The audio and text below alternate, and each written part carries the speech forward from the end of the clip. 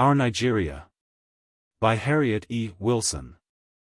I know that care has iron crowns for many brows, that Calvaries are everywhere, whereon virtue is crucified, and nails and spears draw guiltless blood, that sorrow sits and drinks at sweetest hearts, till all their life is dry, that gentle spirits on the rack of pain grow faint or fierce, and pray and curse by turns, that hell's temptations, clad in heavenly guise, and armed with might, lie evermore in wait along life's path, giving assault to all.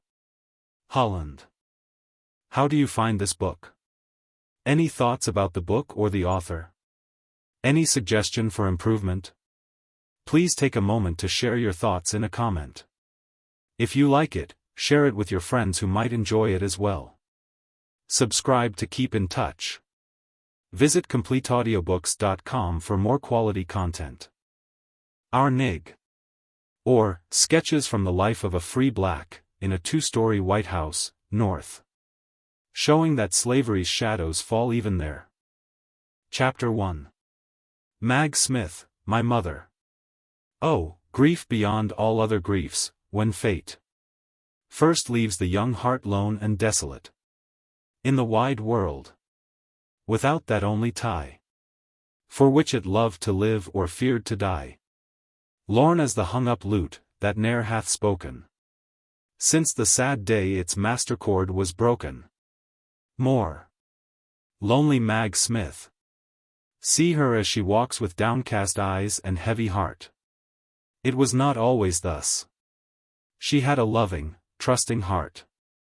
Early deprived of parental guardianship, far removed from relatives, she was left to guide her tiny boat over life's surges alone and inexperienced. As she merged into womanhood, unprotected, uncherished, uncared for, there fell on her ear the music of love, awakening an intensity of emotion long dormant. It whispered of an elevation before unaspired to, of ease and plenty her simple heart had never dreamed of as hers. She knew the voice of her charmer, so ravishing, sounded far above her. It seemed like an angel's, alluring her upward and onward. She thought she could ascend to him and become an equal. She surrendered to him a priceless gem, which he proudly garnered as a trophy, with those of other victims, and left her to her fate. The world seemed full of hateful deceivers and crushing arrogance. Conscious that the great bond of union to her former companions was severed, that the disdain of others would be insupportable, she determined to leave the few friends she possessed and seek an asylum among strangers. Her offspring came unwelcomed, and before its nativity numbered weeks, it passed from earth, ascending to a purer and better life. God be thanked, ejaculated Mag, as she saw its breathing cease. No one can taunt her with my ruin. Blessed release. May we all respond. How many pure, innocent children not only inherit a wicked heart of their own, claiming lifelong scrutiny and restraint, but are heirs also of parental disgrace and calumny, from which only long years of patient endurance in paths of rectitude can disencumber them. Mag's new home was soon contaminated by the publicity of her fall. She had a feeling of degradation oppressing her. But she resolved to be circumspect, and try to regain in a measure what she had lost. Then some foul tongue would jest of her shame, and averted looks and cold greetings disheartened her. She saw she could not bury in forgetfulness her misdeed, so she resolved to leave her home and seek another in the place she at first fled from. Alas, how fearful are we to be first in extending a helping hand to those who stagger in the mires of infamy. To speak the first words of hope and warning to those emerging into the sunlight of morality. Who can tell what numbers, advancing just far enough to hear a cold welcome and join in the reserved converse of professed reformers, disappointed, disheartened, have chosen to dwell in unclean places, rather than encounter these, holier than thou, of the great brotherhood of man.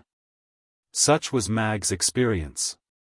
And disdaining to ask favor or friendship from a sneering world, she resolved to shut herself up in a hovel she had often passed in better days, and which she knew to be untenanted. She vowed to ask no favors of familiar faces, to die neglected and forgotten before she would be dependent on any.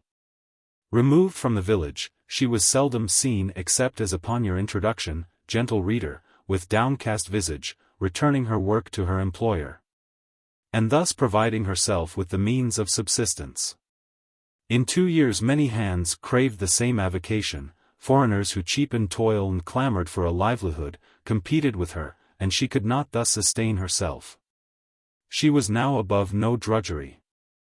Occasionally old acquaintances called to be favored with help of some kind, which she was glad to bestow for the sake of the money it would bring her. But the association with them was such a painful reminder of bygones, she returned to her hut morose and revengeful, refusing all offers of a better home than she possessed.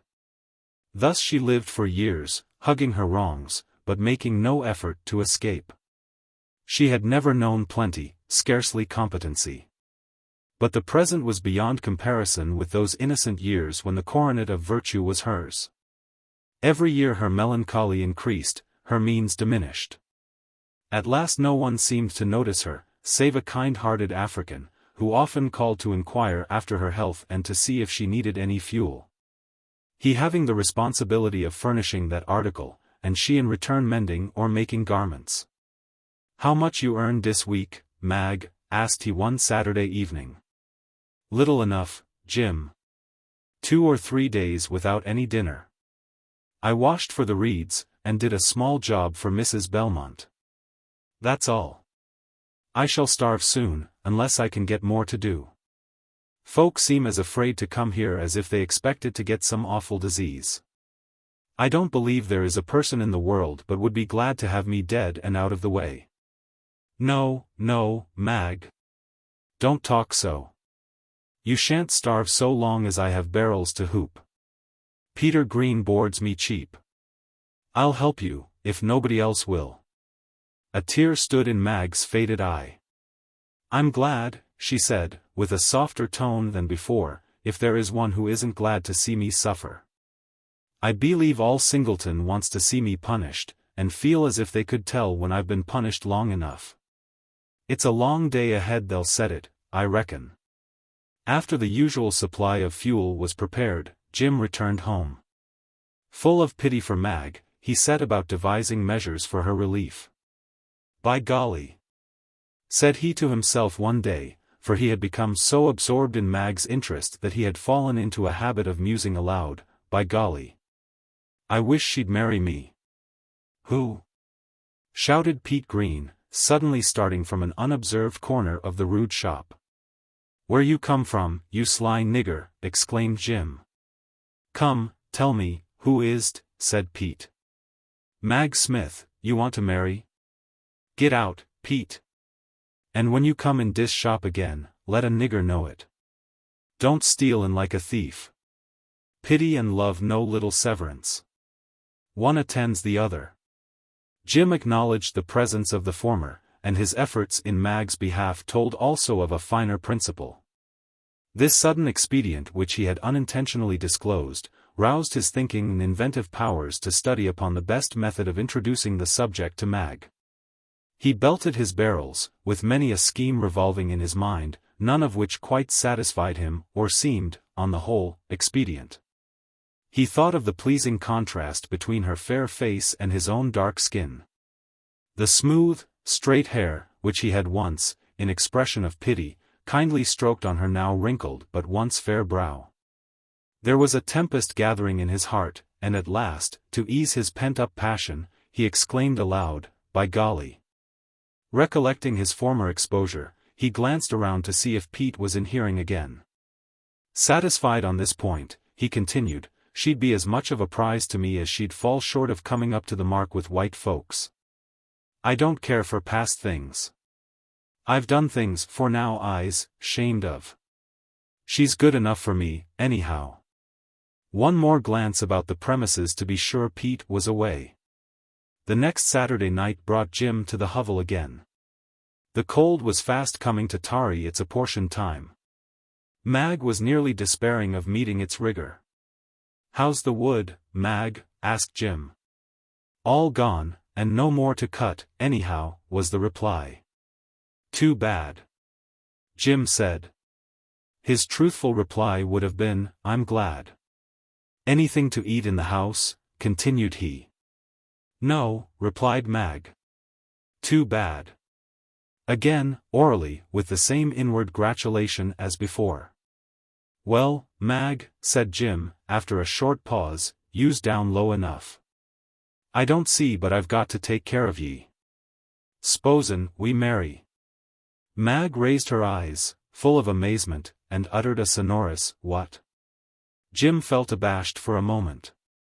He knew well what were her objections. "You's had trial of white folks anyhow. They run off and left ye, and now none of 'em come near ye to see if you's dead or alive. I's black outside, I know, but I's got a white heart inside. Which you rather have, a black heart in a white skin, or a white heart in a black one?" "Oh, dear," sighed Mag, "nobody on earth cares for me." "I do," interrupted Jim. "I can do but two things," said she, "beg my living, or get it from you. Take me, Mag. I can give you a better home than this, and not let you suffer so." He prevailed, they married. You can philosophize, gentle reader, upon the impropriety of such unions, and preach dozens of sermons on the evils of amalgamation. Want is a more powerful philosopher and preacher. Poor Mag. She has sundered another bond which held her to her fellows. She has descended another step down the ladder of infamy. Chapter 2. My father's death. Misery. We have known each other. Like a sister and a brother. Living in the same lone home. Many years, we must live some. Hours or ages yet to come. Shelley. Jim, proud of his treasure, a white wife, tried hard to fulfill his promises, and furnished her with a more comfortable dwelling, diet, and apparel. It was comparatively a comfortable winter she passed after her marriage. When Jim could work, all went on well. Industrious, and fond of Mag, he was determined she should not regret her union to him. Time levied an additional charge upon him, in the form of two pretty mulattoes, whose infantile pranks amply repaid the additional toil. A few years, and a severe cough and pain in his side compelled him to be an idler for weeks together, and Mag had thus a reminder of bygones. She cared for him only as a means to subserve her own comfort, yet she nursed him faithfully and true to marriage vows till death released her. He became the victim of consumption. He loved Mag to the last. So long as life continued, he stifled his sensibility to pain, and toiled for her sustenance long after he was able to do so. A few expressive wishes for her welfare. A hope of better days for her, an anxiety lest they should not all go to the good place, brief advice about their children, a hope expressed that Mag would not be neglected as she used to be. The manifestation of Christian patience, these were all the legacy of miserable Mag. A feeling of cold desolation came over her, as she turned from the grave of one who had been truly faithful to her. She was now expelled from companionship with white people. This last step, her union with a black, was the climax of repulsion. Seth Shipley, a partner in Jim's business, wished her to remain in her present home. But she declined, and returned to her hovel again, with obstacles threefold more insurmountable than before. Seth accompanied her, giving her a weekly allowance which furnished most of the food necessary for the 4 inmates. After a time, work failed, their means were reduced. How Mag toiled and suffered, yielding to fits of desperation, bursts of anger, and uttering curses too fearful to repeat. When both were supplied with work, they prospered. If idle, they were hungry together. In this way their interests became united, they planned for the future together.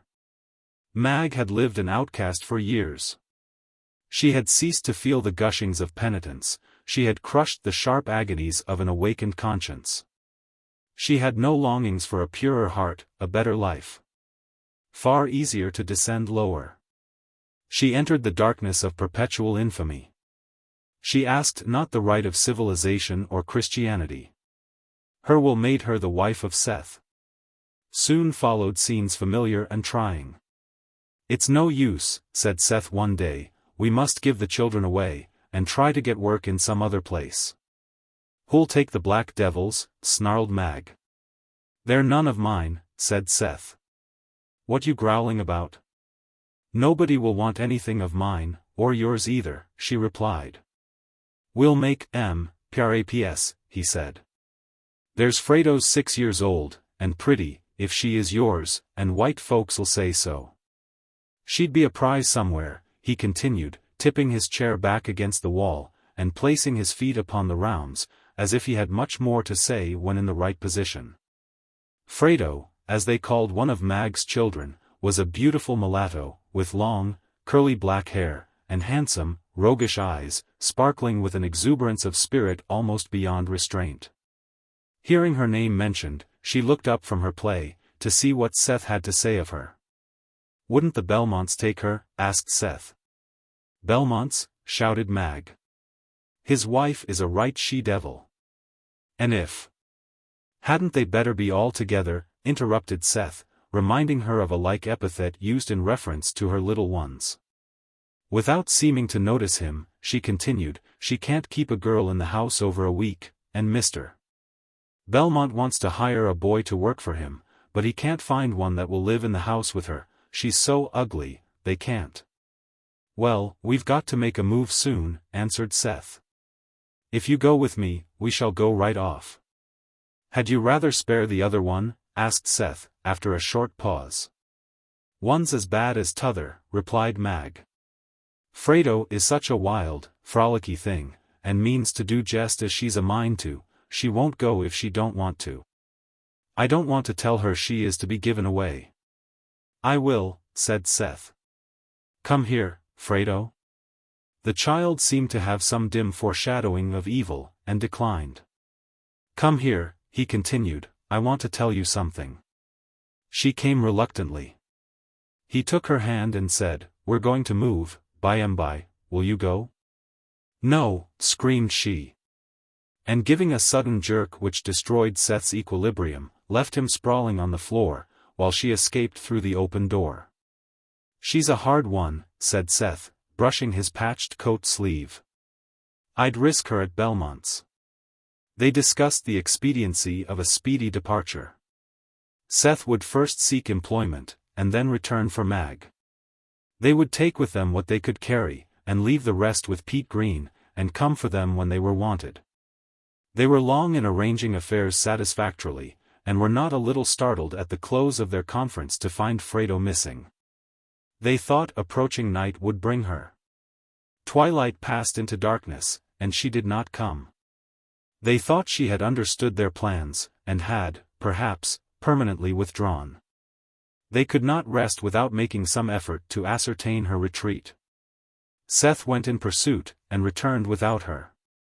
They rallied others when they discovered that another little colored girl was missing, a favorite playmate of Frado's.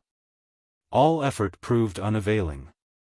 Mag felt sure her fears were realized, and that she might never see her again.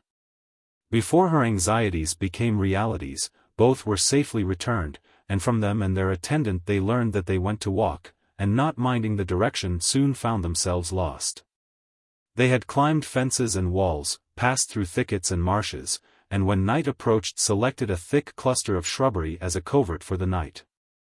They were discovered by the person who now restored them, chatting of their prospects, Frado attempting to banish the childish fears of her companion. As they were some miles from home, they were kindly cared for until morning. Mag was relieved to know her child was not driven to desperation by their intentions to relieve themselves of her, and she was inclined to think severe restraint would be healthful. The removal was all arranged.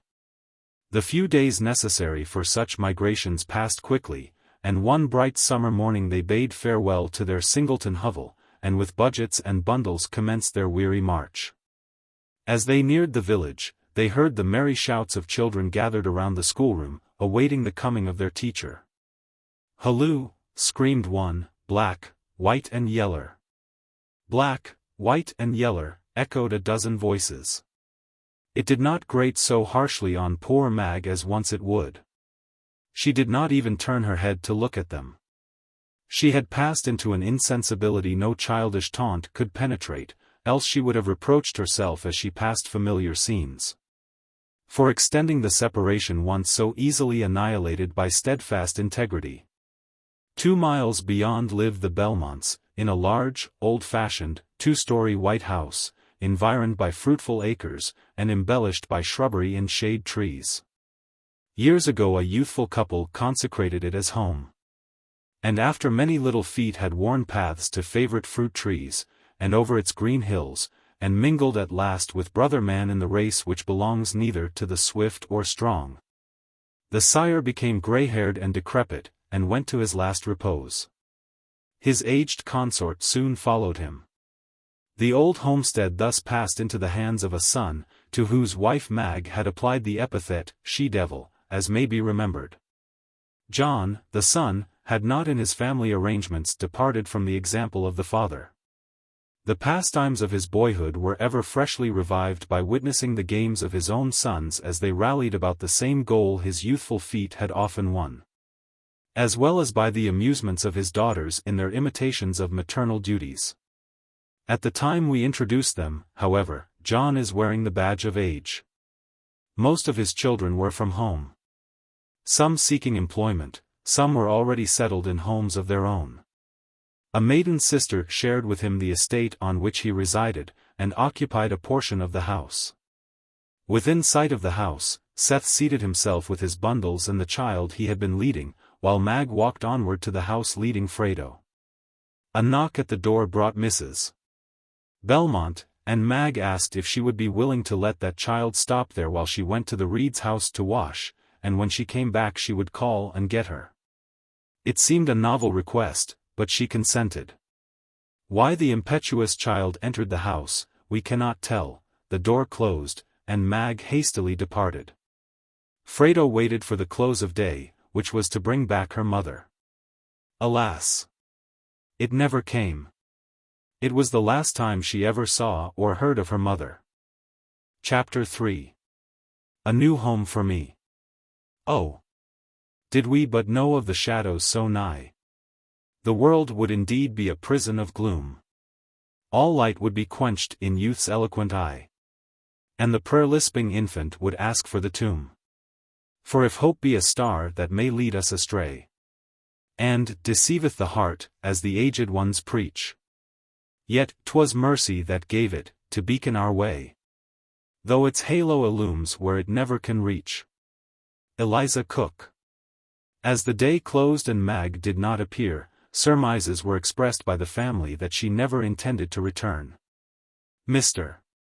Belmont was a kind, humane man, who would not grudge hospitality to the poorest wanderer, nor fail to sympathize with any sufferer, however humble. The child's desertion by her mother appealed to his sympathy, and he felt inclined to succor her. To do this in opposition to Mrs. Belmont's wishes, would be like encountering a whirlwind charged with fire, daggers and spikes. She was not as susceptible of fine emotions as her spouse. Mag's opinion of her was not without foundation. She was self-willed, haughty, undisciplined, arbitrary and severe. In common parlance, she was a scold, a thorough one. Mr. B. remained silent during the consultation which follows, engaged in by Mother, Mary and John, or Jack, as he was familiarly called. "Send her to the county house," said Mary, in reply to the query what should be done with her, in a tone which indicated self-importance in the speaker. She was indeed the idol of her mother, and more nearly resembled her in disposition and manners than the others. Jane, an invalid daughter, the eldest of those at home, was reclining on a sofa apparently uninterested. "Keep her," said Jack. "She's real handsome and bright, and not very black, either." "Yes," rejoined Mary, "that's just like you, Jack. She'll be of no use at all these 3 years, right under foot all the time." "Poh! Miss Mary. If she should stay, it wouldn't be 2 days before you would be telling the girls about our Nig," retorted Jack. "I don't want a nigger round me, do you, Mother?" asked Mary. "I don't mind the nigger in the child. "I should like a dozen better than one," replied her mother. "If I could make her do my work in a few years, I would keep her. I have so much trouble with girls I hire, I am almost persuaded if I have one to train up in my way from a child, I shall be able to keep them a while. I am tired of changing every few months." "Where could she sleep?" asked Mary. "I don't want her near me." "In the L chamber," answered the mother. "How'll she get there?" asked Jack. "She'll be afraid to go through that dark passage, and she can't climb the ladder safely." "She'll have to go there, it's good enough for a nigger," was the reply. Jack was sent on horseback to ascertain if Mag was at her home. He returned with the testimony of Pete Green that they were fairly departed, and that the child was intentionally thrust upon their family. The imposition was not at all relished by Mrs. B. or the pert, haughty Mary, who had just glided into her teens. "Show the child to bed, Jack," said his mother. "You seem most pleased with the little nigger, so you may introduce her to her room." He went to the kitchen, and, taking Frado gently by the hand, told her he would put her in bed now, perhaps her mother would come the next night after her. It was not yet quite dark, so they ascended the stairs without any light, passing through nicely furnished rooms, which were a source of great amazement to the child. He opened the door which connected with her room by a dark, unfinished passageway. "Don't bump your head," said Jack, and stepped before to open the door leading into her apartment, an unfinished chamber over the kitchen, the roof slanting nearly to the floor, so that the bed could stand only in the middle of the room. A small half-window furnished light and air. Jack returned to the sitting room with the remark that the child would soon outgrow those quarters. "When she does, she'll outgrow the house," remarked the mother. "What can she do to help you?" asked Mary. "She came just in the right time, didn't she?" "Just the very day after Bridget left," continued she. "I'll see what she can do in the morning," was the answer.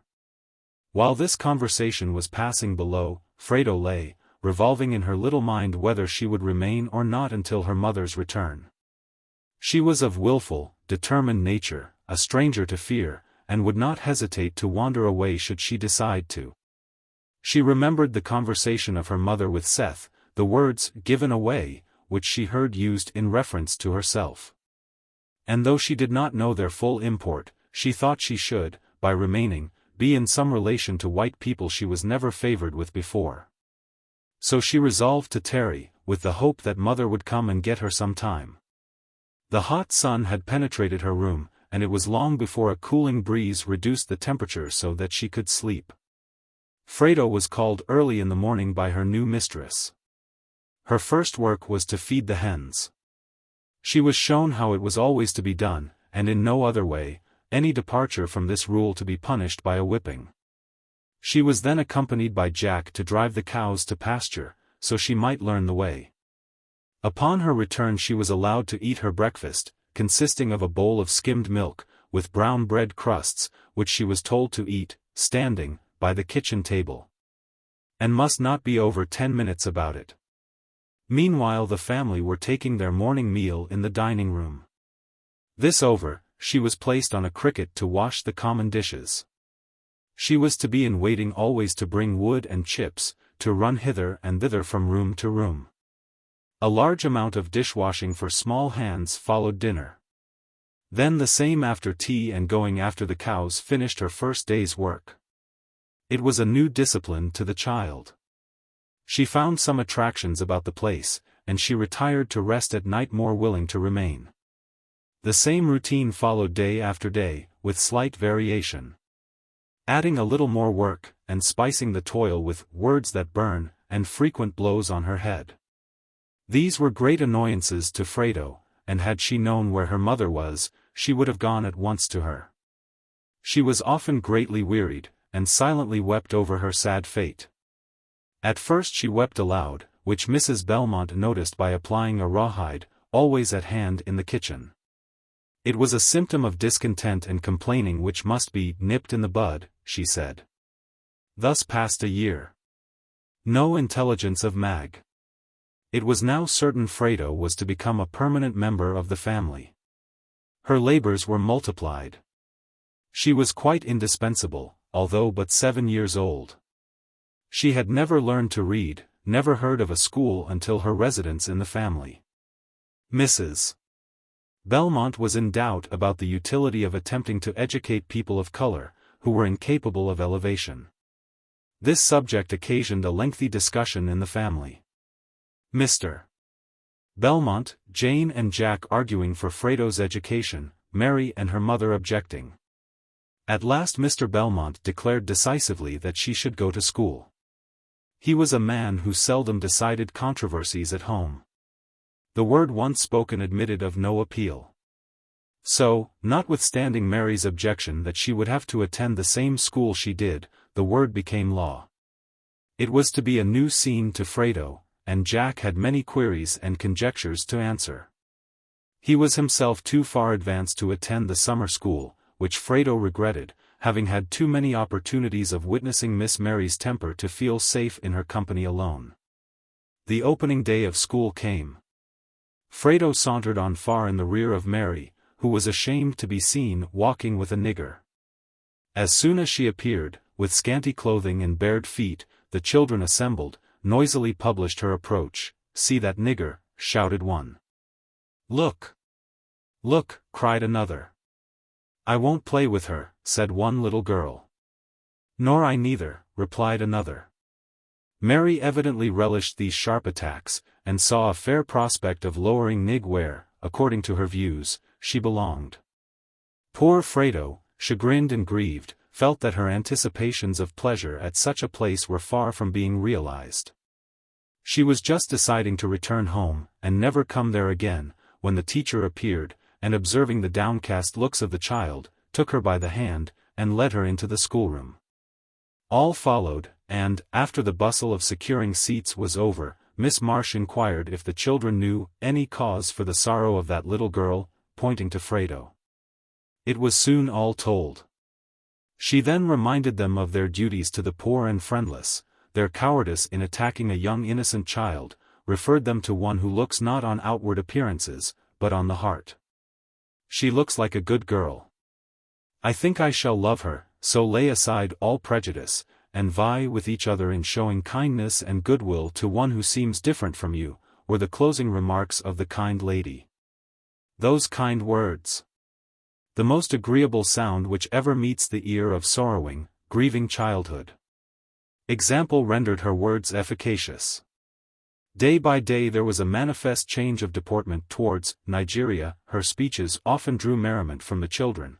No one could do more to enliven their favorite pastimes than Frado. Mary could not endure to see her thus noticed, yet knew not how to prevent it. She could not influence her schoolmates as she wished. She had not gained their affections by winning ways and yielding points of controversy. On the contrary, she was self-willed, domineering, every day reported mad by some of her companions. She availed herself of the only alternative, abuse and taunts, as they returned from school. This was not satisfactory. She wanted to use physical force, to subdue her, to keep her down. There was, on their way home, a field intersected by a stream over which a single plank was placed for a crossing. It occurred to Mary that it would be a punishment to Nig to compel her to cross over, so she dragged her to the edge, and told her authoritatively to go over. Nig hesitated, resisted. Mary placed herself behind the child, and, in the struggle to force her over, lost her footing and plunged into the stream. Some of the larger scholars being in sight, ran, and thus prevented Mary from drowning and Frado from falling.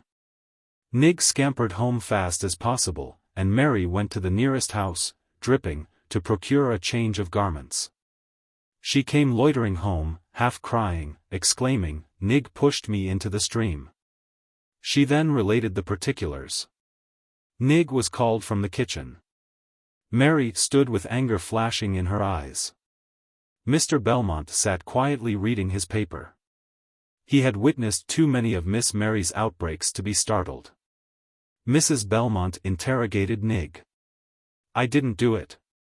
I didn't do it," answered Nig, passionately, and then related the occurrence truthfully. The discrepancy greatly enraged Mrs. Belmont. With loud accusations and angry gestures she approached the child. Turning to her husband, she asked, "Will you sit still, there, and hear that black nigger call Mary a liar? How do we know but she has told the truth?"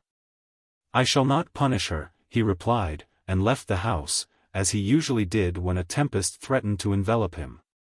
No sooner was he out of sight than Mrs. B.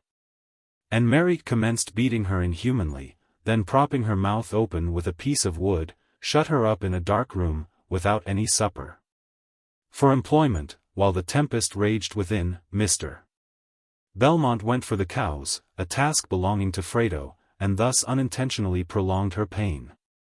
At dark Jack came in, and seeing Mary, accosted her with, "So you thought you'd vent your spite on Nig, did you? Why can't you let her alone? It was good enough for you to get a ducking, only you did not stay in half long enough." "Stop," said his mother.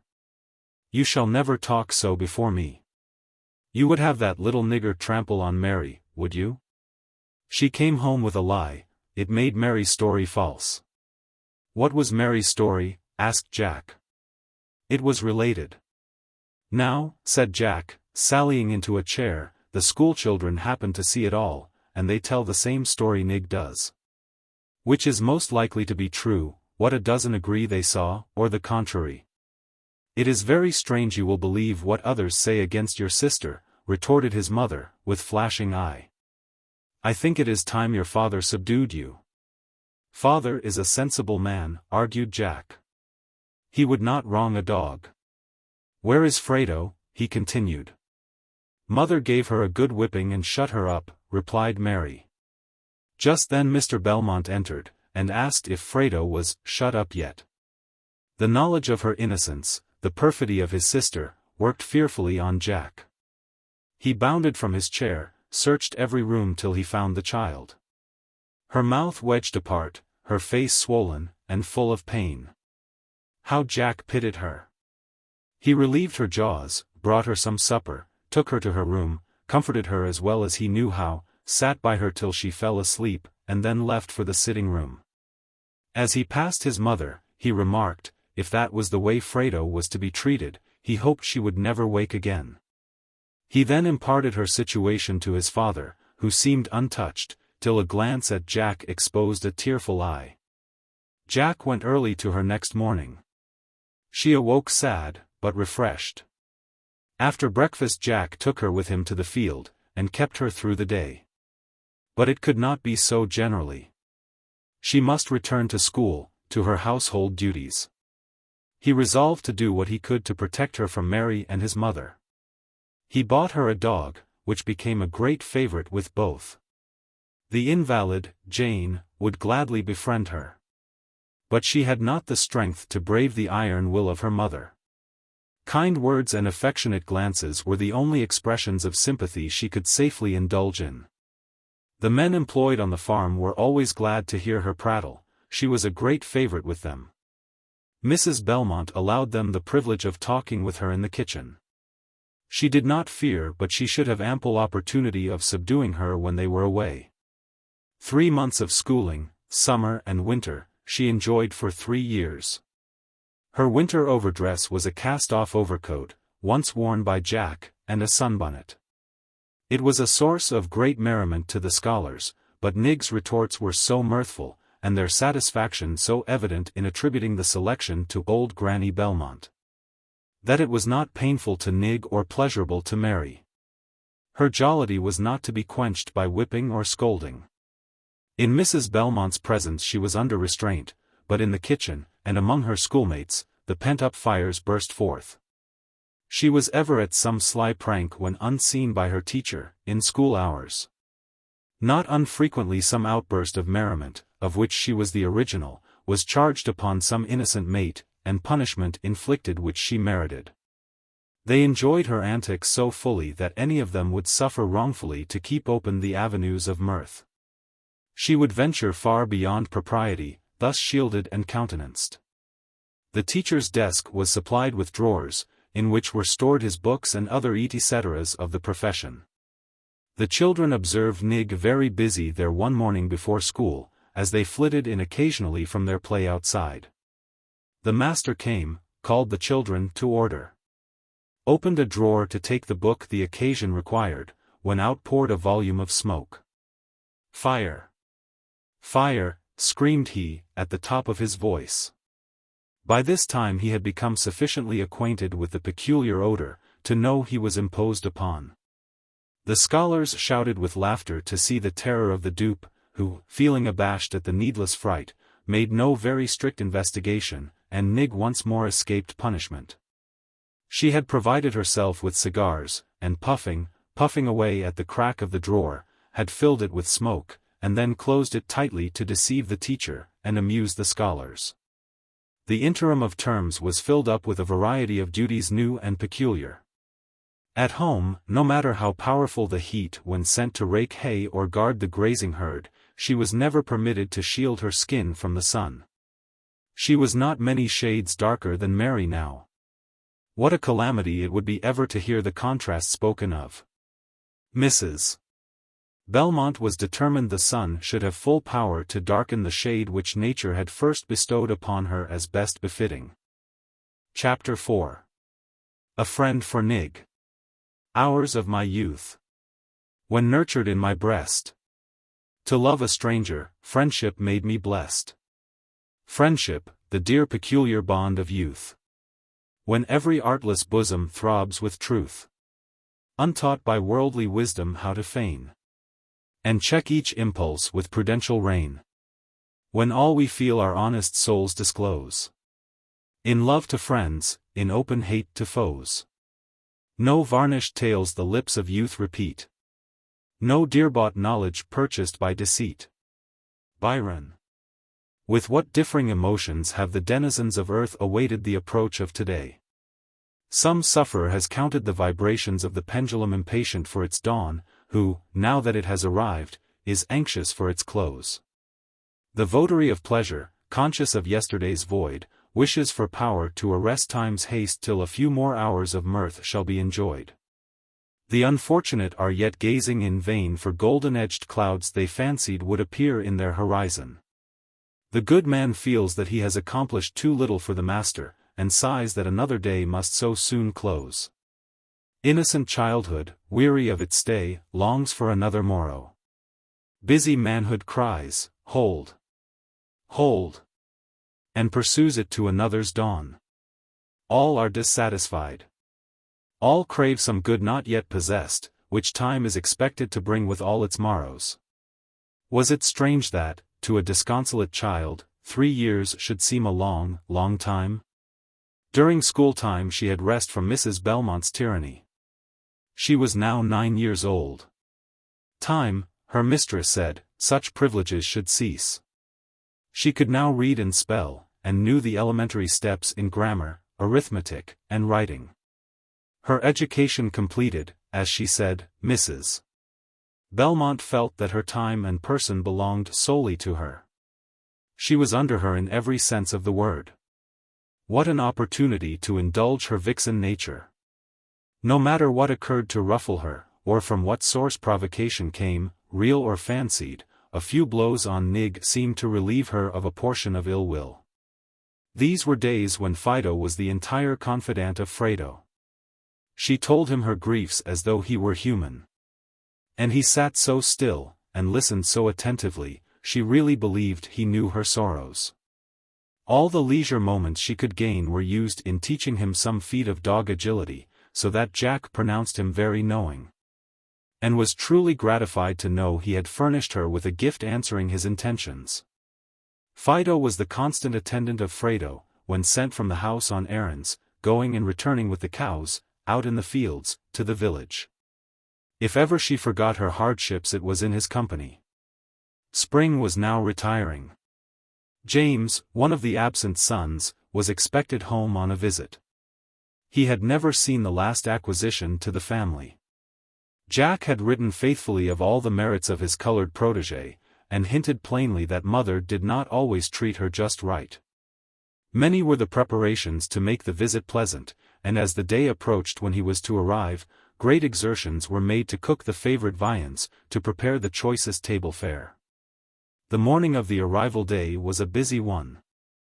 Frado knew not who would be of so much importance, her feet were speeding hither and thither so unsparingly. Mrs. Belmont seemed a trifle fatigued, and her shoes which had, early in the morning, a methodic squeak, altered to an irregular, peevish snap. "Get some little wood to make the fire burn," said Mrs. Belmont, in a sharp tone. Frado obeyed, bringing the smallest she could find. Mrs. Belmont approached her, and, giving her a box on her ear, reiterated the command. The first the child brought was the smallest to be found, of course, the second must be a trifle larger. She well knew it was, as she threw it into a box on the hearth. To Mrs. Belmont it was a greater affront, as well as larger wood, so she taught her with the rawhide, and sent her the third time for little wood. Nig, weeping, knew not what to do. She had carried the smallest, none left would suit her mistress, of course further punishment awaited her, so she gathered up whatever came first, and threw it down on the hearth. As she expected, Mrs. Belmont, enraged, approached her, and kicked her so forcibly as to throw her upon the floor. Before she could rise, another foiled the attempt, and then followed kick after kick in quick succession and power, till she reached the door. Mr. Belmont and Aunt Abby, hearing the noise, rushed in, just in time to see the last of the performance. Nig jumped up, and rushed from the house, out of sight. Aunt Abby returned to her apartment, followed by John, who was muttering to himself. "What were you saying?" asked Aunt Abby. "I said I hoped the child never would come into the house again. What would become of her?" "You cannot mean that," continued his sister. "I do mean it. The child does as much work as a woman ought to, and just see how she is kicked about." "Why do you have it so, John?" asked his sister. "How am I to help it? Women rule the earth, and all in it. I think I should rule my own house, John. And live in hell meantime," added Mr. Belmont. John now sauntered out to the barn to await the quieting of the storm. Aunt Abby had a glimpse of Nig as she passed out of the yard. But to arrest her, or show her that she would shelter her, in Mrs. Belmont's presence, would only bring reserved wrath on her defenseless head. Her sister-in-law had great prejudices against her. One cause of the alienation was that she did not give her right in the homestead to John, and leave it forever. Another was that she was a professor of religion, so was Mrs. Belmont Winky-Face. But Nab, as she called her, did not live according to her profession. Another, that she would sometimes give Nig cake and pie, which she was never allowed to have at home. Mary had often noticed and spoken of her inconsistencies. The dinner hour passed. Frado had not appeared. Mrs. B. made no inquiry or search. Aunt Abby looked long, and found her concealed in an outbuilding. "Come into the house with me," implored Aunt Abby. "I ain't going in any more," sobbed the child. "What will you do?" asked Aunt Abby. "I've got to stay out here and die. I hain't got no mother, no home. I wish I was dead." "Poor thing," muttered Aunt Abby. And slyly providing her with some dinner, left her to her grief. Jane went to confer with her aunt about the affair, and learned from her the retreat. She would gladly have concealed her in her own chamber, and ministered to her wants. But she was dependent on Mary and her mother for care, and any displeasure caused by attention to Nig, was seriously felt. Toward night the coach brought James. A time of general greeting, inquiries for absent members of the family, a visit to Aunt Abby's room, undoing a few delicacies for Jane, brought them to the tea hour. "Where's Frado?" asked Mr. Belmont, observing she was not in her usual place, behind her mistress' chair. "I don't know, and I don't care. If she makes her appearance again, I'll take the skin from her body," replied his wife. James, a fine-looking young man, with a pleasant countenance, placid, and yet decidedly serious, yet not stern, looked up confounded. He was no stranger to his mother's nature. But years of absence had erased the occurrences once so familiar, and he asked, is this that pretty little Nig, Jack writes to me about, that you are so severe upon, mother?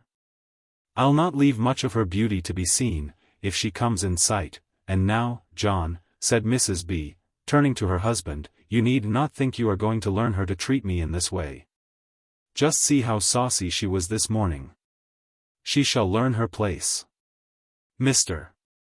Belmont raised his calm, determined eye full upon her, and said, in a decisive manner, you shall not strike, or scald, or skin her, as you call it, if she comes back again. Remember. And he brought his hand down upon the table. I have searched an hour for her now, and she is not to be found on the premises. Do you know where she is? Is she your prisoner? No. I have just told you I did not know where she was. Nab has her hid somewhere, I suppose. Oh, dear. I did not think it would come to this, that my own husband would treat me so. Then came fast-flowing tears, which no one but Mary seemed to notice. Jane crept into Aunt Abby's room, Mr. Belmont and James went out of doors, and Mary remained to condole with her parent. Do you know where Frado is? Asked Jane of her aunt. No, she replied. I have hunted everywhere. She has left her first hiding place. I cannot think what has become of her. There comes Jack and Fido, perhaps he knows, and she walked to a window near, where James and his father were conversing together. The two brothers exchanged a hearty greeting, and then Mr. Belmont told Jack to eat his supper, afterward he wished to send him away. He immediately went in. Accustomed to all the phases of indoor storms, from a whine to thunder and lightning, he saw at a glance marks of disturbance. He had been absent through the day, with the hired men. What's the fuss? Asked he, rushing into Aunt Abby's. Eat your supper, said Jane, go home, Jack. Back again through the dining room, and out to his father. What's the fuss? Again inquired he of his father. Eat your supper, Jack, and see if you can find Frado. She's not been seen since morning, and then she was kicked out of the house. I shan't eat my supper till I find her, said Jack, indignantly. Come, James, and see the little creature mother treats so. They started, calling, searching, coaxing, all their way along. No Frado. They returned to the house to consult. James and Jack declared they would not sleep till she was found. Mrs. Belmont attempted to dissuade them from the search. It was a shame a little nigger should make so much trouble. Just then Fido came running up, and Jack exclaimed, Fido knows where she is, I'll bet. So I believe, said his father. But we shall not be wiser unless we can outwit him. He will not do what his mistress forbids him. I know how to fix him, said Jack. Taking a plate from the table, which was still waiting, he called, Fido. Fido. Frado wants some supper. Come. Jack started, the dog followed, and soon capered on before, far, far into the fields, over walls and through fences, into a piece of swampy land. Jack followed close, and soon appeared to James, who was quite in the rear, coaxing and forcing Frado along with him. A frail child, driven from shelter by the cruelty of his mother, was an object of interest to James. They persuaded her to go home with them, warmed her by the kitchen fire, gave her a good supper, and took her with them into the sitting-room. Take that nigger out of my sight, was Mrs. Belmont's command, before they could be seated. James led her into Aunt Abby's, where he knew they were welcome. They chatted a while until Frado seemed cheerful. Then James led her to her room, and waited until she retired. Are you glad I've come home? Asked James. Yes, if you won't let me be whipped tomorrow. You won't be whipped. You must try to be a good girl, counseled James. If I do, I get whipped, sobbed the child. They won't believe what I say. Oh, I wish I had my mother back. Then I should not be kicked and whipped so. Who made me so? God, answered James. Did God make you? Yes. Who made Aunt Abby? God. Who made your mother? God. Did the same God that made her make me? Yes. Well, then, I don't like him. Why not? Because he made her white, and me black.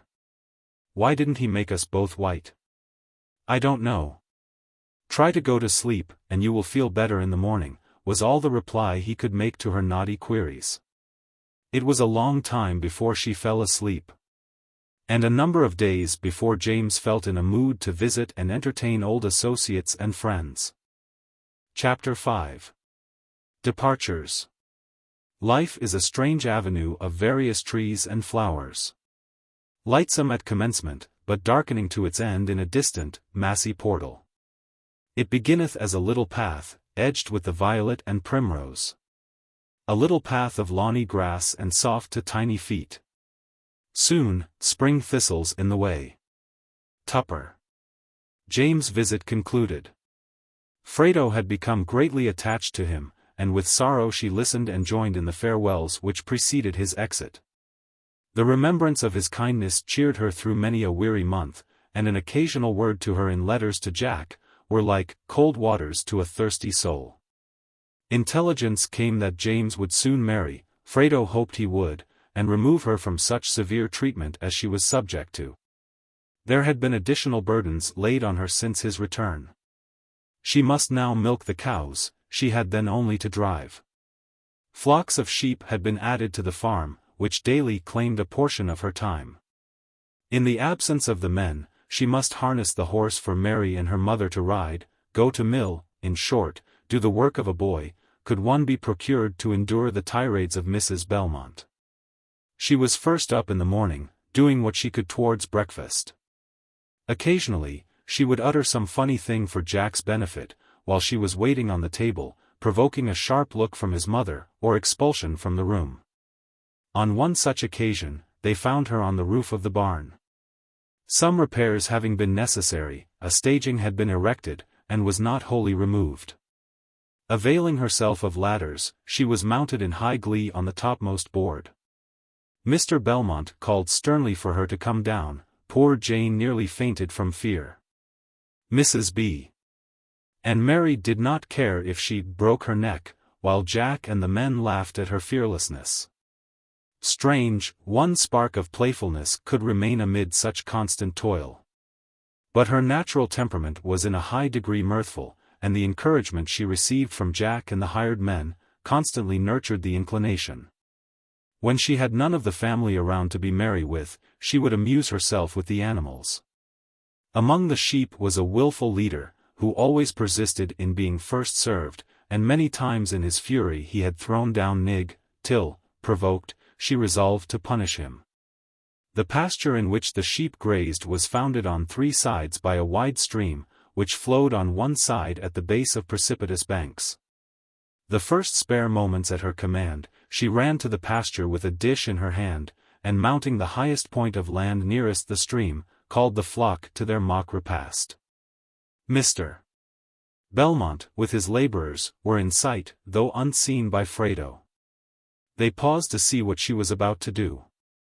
Should she by any mishap lose her footing, she must roll into the stream, and, without aid, must drown.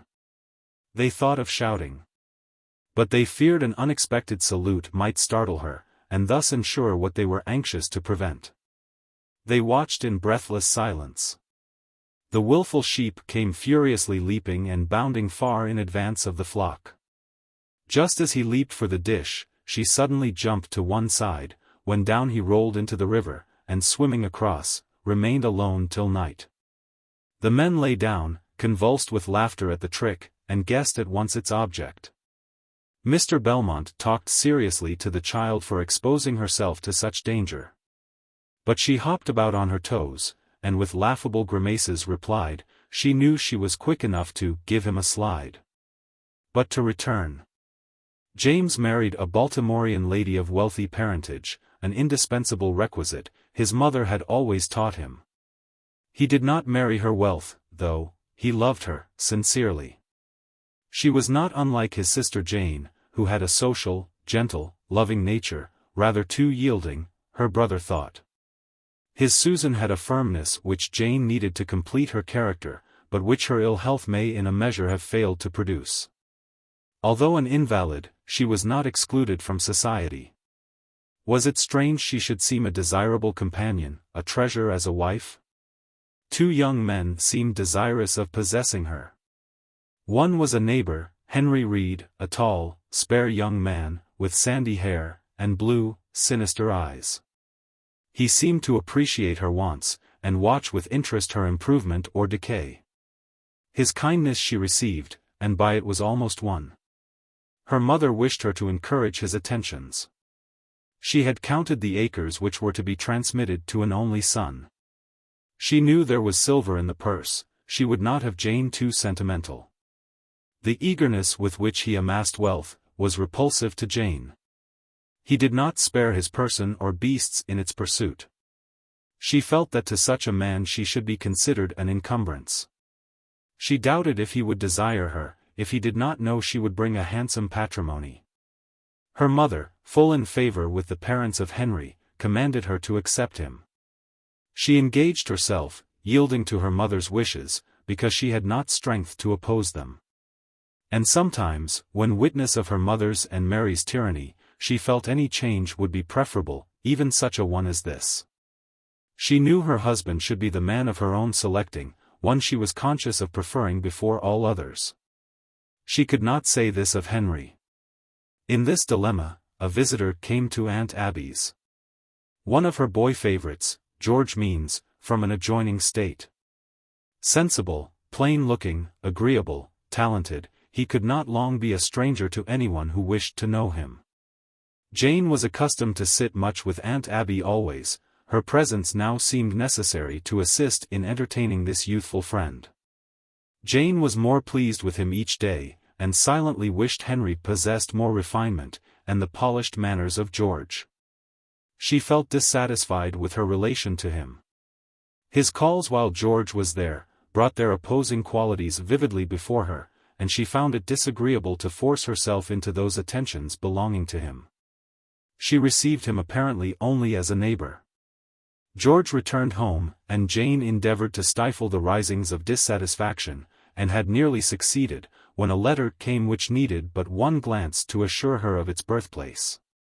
And she retired for its perusal.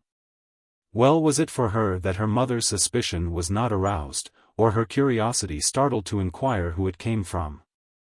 After reading it, she glided into Aunt Abby's, and placed it in her hands, who was no stranger to Jane's trials. George could not rest after his return, he wrote, until he had communicated to Jane the emotions her presence awakened, and his desire to love and possess her as his own.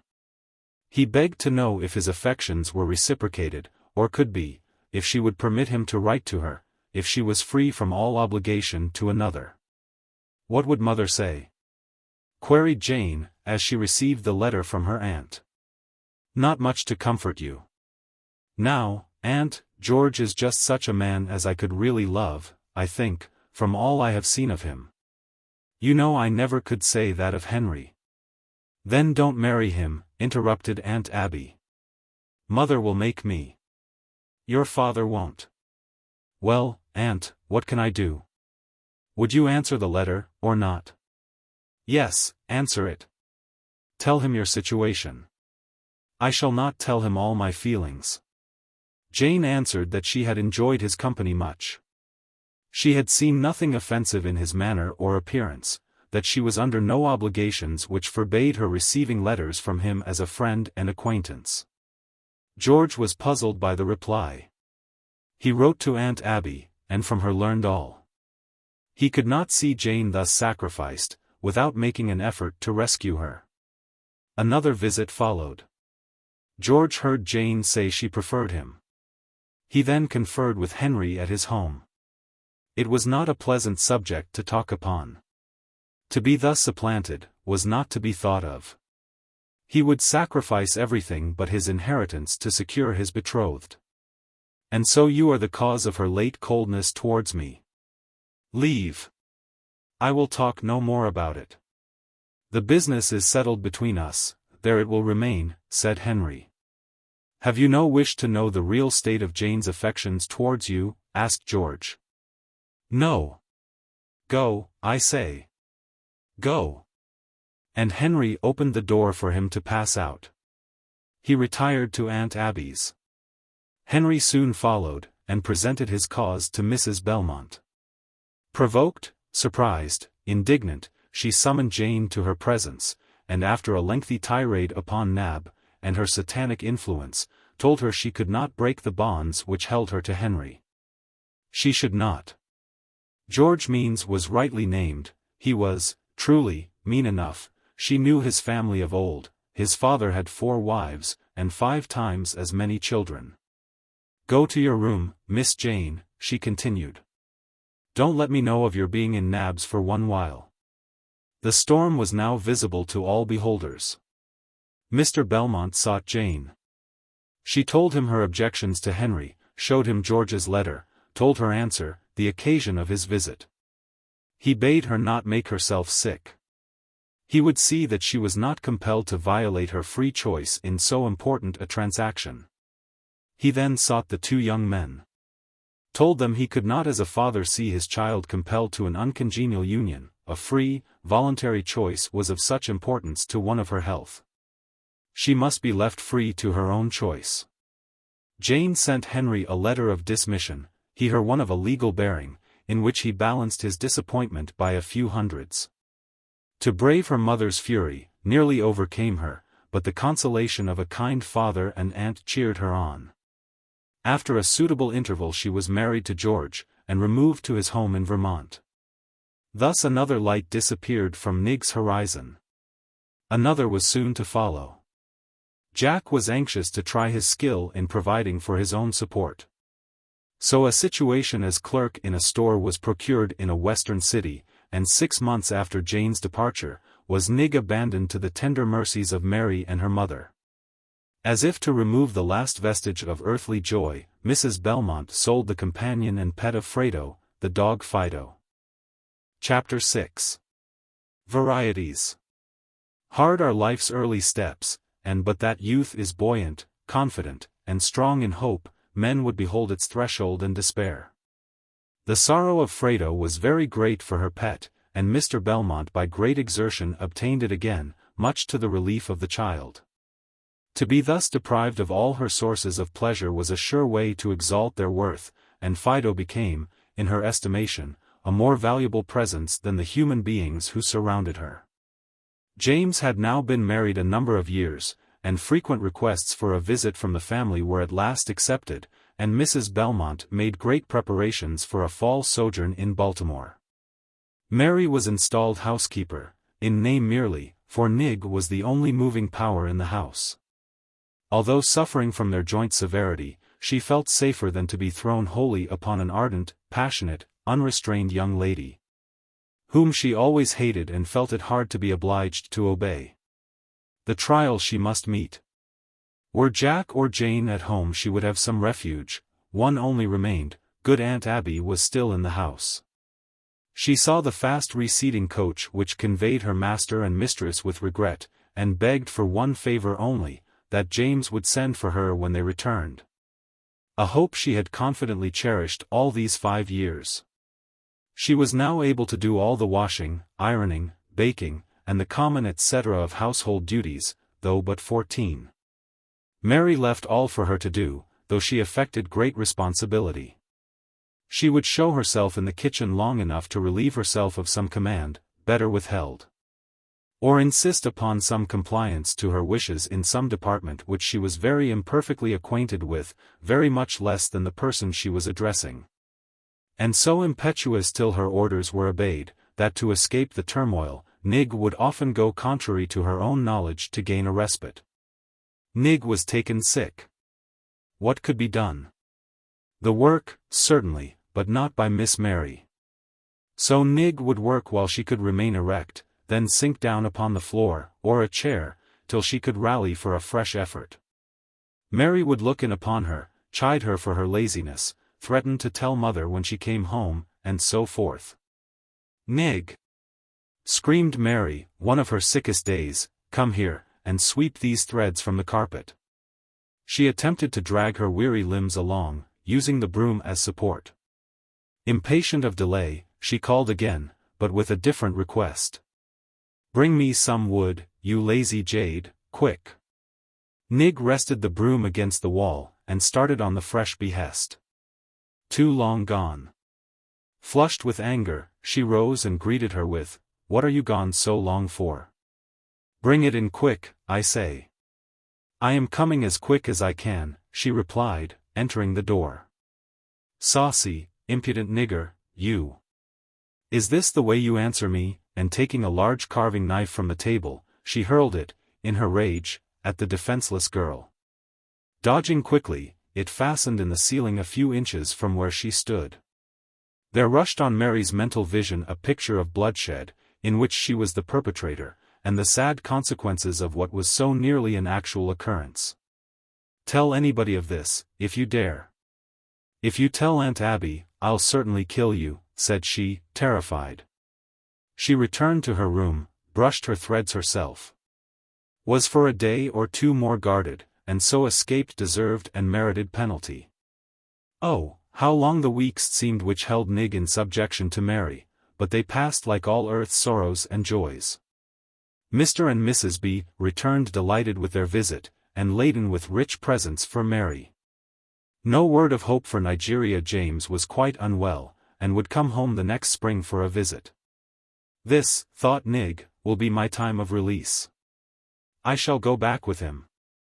From early dawn until after all were retired, was she toiling, overworked, disheartened, longing for relief.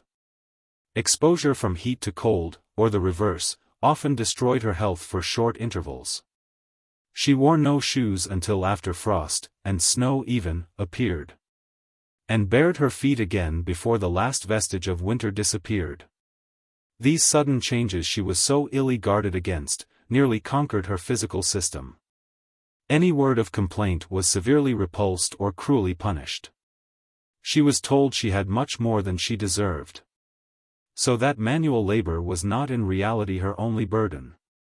But such an incessant torrent of scolding and boxing and threatening, was enough to deter one of maturer years from remaining within sound of the strife.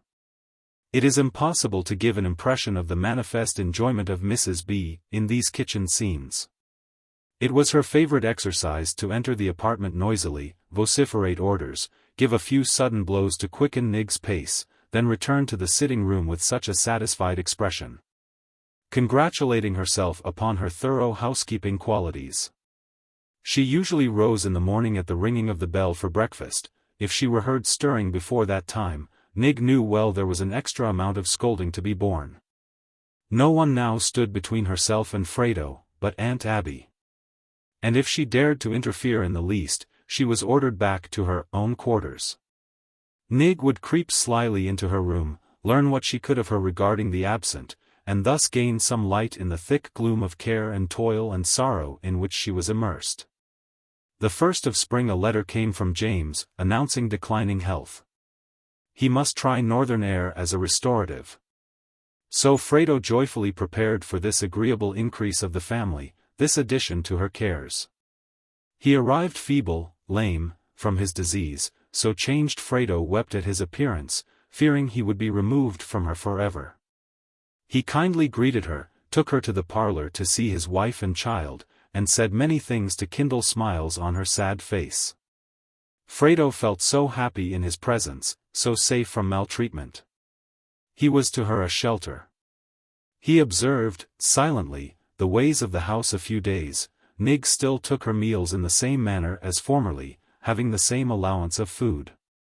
He, one day, bade her not remove the food, but sit down to the table and eat.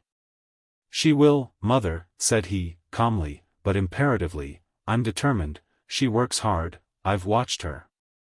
Now, while I stay, she is going to sit down here, and eat such food as we eat." A few sparks from the mother's black eyes were the only reply. She feared to oppose where she knew she could not prevail. So Nig's standing attitude, and selected diet vanished. Her clothing was yet poor and scanty. She was not blessed with a Sunday attire. For she was never permitted to attend church with her mistress. Religion was not meant for niggers, she said.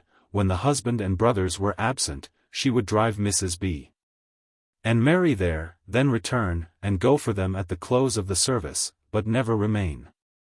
Aunt Abby would take her to evening meetings, held in the neighborhood, which Mrs. B. never attended, and impart to her lessons of truth and grace as they walked to the place of prayer. Many of less piety would scorn to present so doleful a figure. Mrs. B. had shaved her glossy ringlets, and, in her coarse cloth gown and ancient bonnet, she was anything but an enticing object. But Aunt Abby looked within. She saw a soul to save, an immortality of happiness to secure. These evenings were eagerly anticipated by Nig. It was such a pleasant release from labor. Such perfect contrast in the melody and prayers of these good people to the harsh tones which fell on her ears during the day. Soon she had all their sacred songs at command, and enlivened her toil by accompanying it with this melody. James encouraged his aunt in her efforts.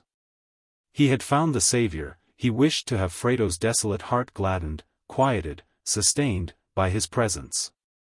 He felt sure there were elements in her heart which, transformed and purified by the gospel, would make her worthy the esteem and friendship of the world.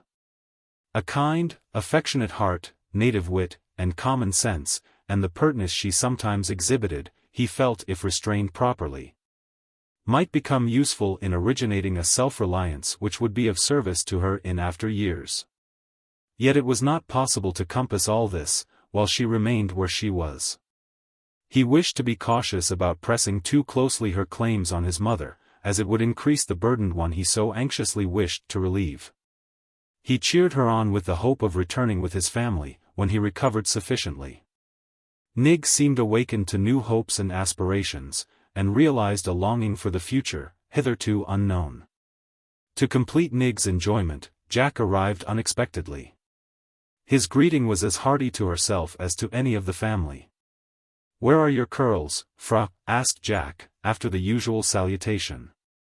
"Your mother cut them off." "Thought you were getting handsome, did she?" "Same old story, is it, knocks and bumps?" "Better times coming, never fear, Nigeria." How different this appellative sounded from him. He said it in such a tone, with such a roguish look. She laughed, and replied that he had better take her west for a housekeeper. Jack was pleased with James's innovations of table discipline, and would often tarry in the dining room, to see Nig in her new place at the family table. As he was thus sitting one day, after the family had finished dinner, Frado seated herself in her mistress' chair, and was just reaching for a clean dessert plate which was on the table, when her mistress entered. "Put that plate down, you shall not have a clean one, eat from mine," continued she. Nig hesitated. To eat after James, his wife or Jack, would have been pleasant. But to be commanded to do what was disagreeable by her mistress, because it was disagreeable, was trying. Quickly looking about, she took the plate, called Fido to wash it, which he did to the best of his ability, then, wiping her knife and fork on the cloth, she proceeded to eat her dinner. Nig never looked toward her mistress during the process. She had Jack near, she did not fear her now. Insulted, full of rage, Mrs. Belmont rushed to her husband, and commanded him to notice this insult, to whip that child. If he would not do it, James ought. James came to hear the kitchen version of the affair. Jack was boiling over with laughter. He related all the circumstances to James, and pulling a bright, silver $50 from his pocket, he threw it at Nig, saying, "There, take that. 'Twas worth paying for."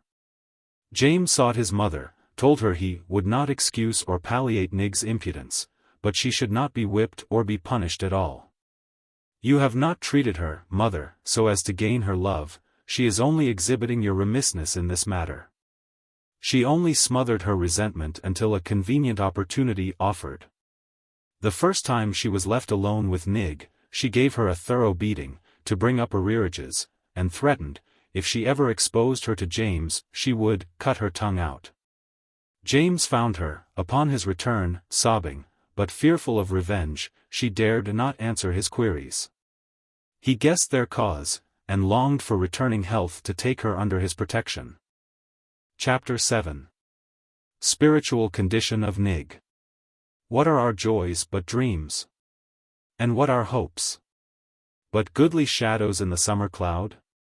H.K.W. James did not improve as was hoped. Month after month passed away, and brought no prospect of returning health. He could not walk far from the house for want of strength. But he loved to sit with Aunt Abby in her quiet room, talking of unseen glories, and heart experiences, while planning for the spiritual benefit of those around them. In these confidential interviews, Frado was never omitted. They would discuss the prevalent opinion of the public, that people of color are really inferior, incapable of cultivation and refinement. They would glance at the qualities of Nig, which promised so much if rightly directed. "I wish you would take her, James, when you are well, home with you," said Aunt Abby, in one of these seasons. "Just what I am longing to do, Aunt Abby. Susan is just of my mind, and we intend to take her. I have been wishing to do so for years. She seems much affected by what she hears at the evening meetings, and asks me many questions on serious things, seems to love to read the Bible. I feel hopes of her. I hope she is thoughtful. No one has a kinder heart, one capable of loving more devotedly. But to think how prejudiced the world are towards her people. That she must be reared in such ignorance as to drown all the finer feelings. When I think of what she might be, of what she will be, I feel like grasping time till opinions change, and thousands like her rise into a noble freedom. I have seen Frado's grief, because she is black, amount to agony. It makes me sick to recall these scenes. Mother pretends to think she don't know enough to sorrow for anything. But if she could see her as I have, when she supposed herself entirely alone, except her little dog Fido, lamenting her loneliness and complexion, I think, if she is not past feeling, she would retract. In the summer I was walking near the barn, and as I stood I heard sobs. Oh! Oh! I heard, why was I made? Why can't I die? Oh, what have I to live for? No one cares for me only to get my work. And I feel sick, who cares for that? Work as long as I can stand, and then fall down and lay there till I can get up. No mother, father, brother or sister to care for me, and then it is, you lazy nigger, all because I am black. Oh, if I could die. I stepped into the barn, where I could see her. She was crouched down by the hay with her faithful friend Fido, and as she ceased speaking, buried her face in her hands, and cried bitterly. Then, patting Fido, she kissed him, saying, "You love me, Fido, don't you? But we must go work in the field." She started on her mission. I called her to me, and told her she need not go, the hay was doing well. She has such confidence in me that she will do just as I tell her. So we found a seat under a shady tree, and there I took the opportunity to combat the notions she seemed to entertain respecting the loneliness of her condition and want of sympathizing friends. I assured her that mother's views were by no means general. That in our part of the country there were thousands upon thousands who favored the elevation of her race, disapproving of oppression in all its forms. That she was not unpitied, friendless, and utterly despised, that she might hope for better things in the future. Having spoken these words of comfort, I rose with the resolution that if I recovered my health I would take her home with me, whether mother was willing or not. I don't know what your mother would do without her, still, I wish she was away. Susan now came for her long-absent husband, and they returned home to their room. The month of November was one of great anxiety on James's account. He was rapidly wasting away. A celebrated physician was called, and performed a surgical operation, as a last means. Should this fail, there was no hope. Of course he was confined wholly to his room, mostly to his bed. With all his bodily suffering, all his anxiety for his family, whom he might not live to protect, he did not forget Frado. He shielded her from many beatings, and every day imparted religious instructions. No one, but his wife, could move him so easily as Frado. So that in addition to her daily toil she was often deprived of her rest at night. Yet she insisted on being called. She wished to show her love for one who had been such a friend to her. Her anxiety and grief increased as the probabilities of his recovery became doubtful. Mrs. Belmont found her weeping on his account, shut her up, and whipped her with the rawhide, adding an injunction never to be seen sniveling again because she had a little work to do. She was very careful never to shed tears on his account, in her presence, afterwards. Chapter 8. Visitor and Departure. Other cares engross me, and my tired soul with emulative haste looks to its God. H. K. W. The brother associated with James in business, in Baltimore, was sent for to confer with one who might never be able to see him there. James began to speak of life as closing, of heaven, as of a place in immediate prospect, of aspirations, which waited for fruition in glory. His brother, Louis by name, was an especial favorite of Sister Mary. More like her, in disposition and preferences than James or Jack. He arrived as soon as possible after the request, and saw with regret the sure indications of fatality in his sick brother.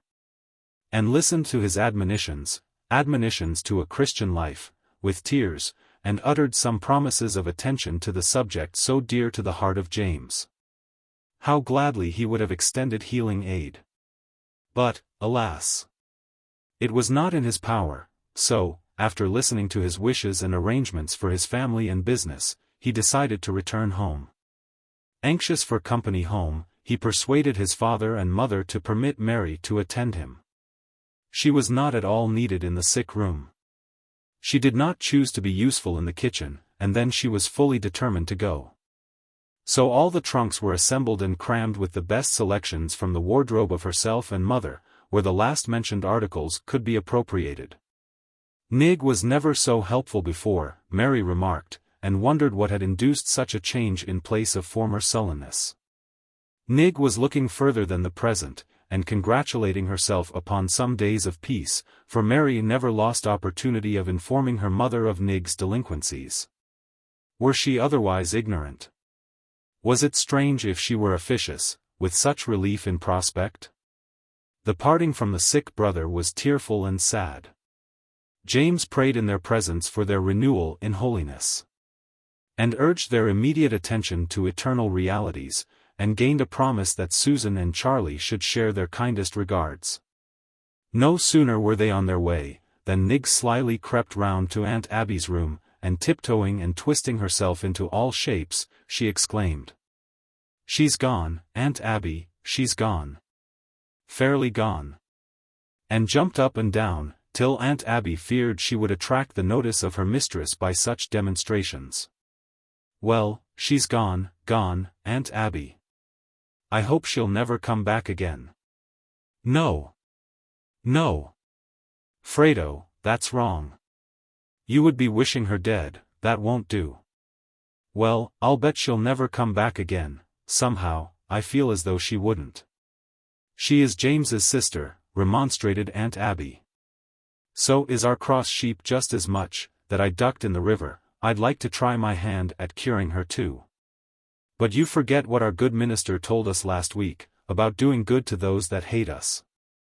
"Didn't I do good, Aunt Abby, when I washed and ironed and packed her old duds to get rid of her, and helped her pack her trunks, and run here and there for her?"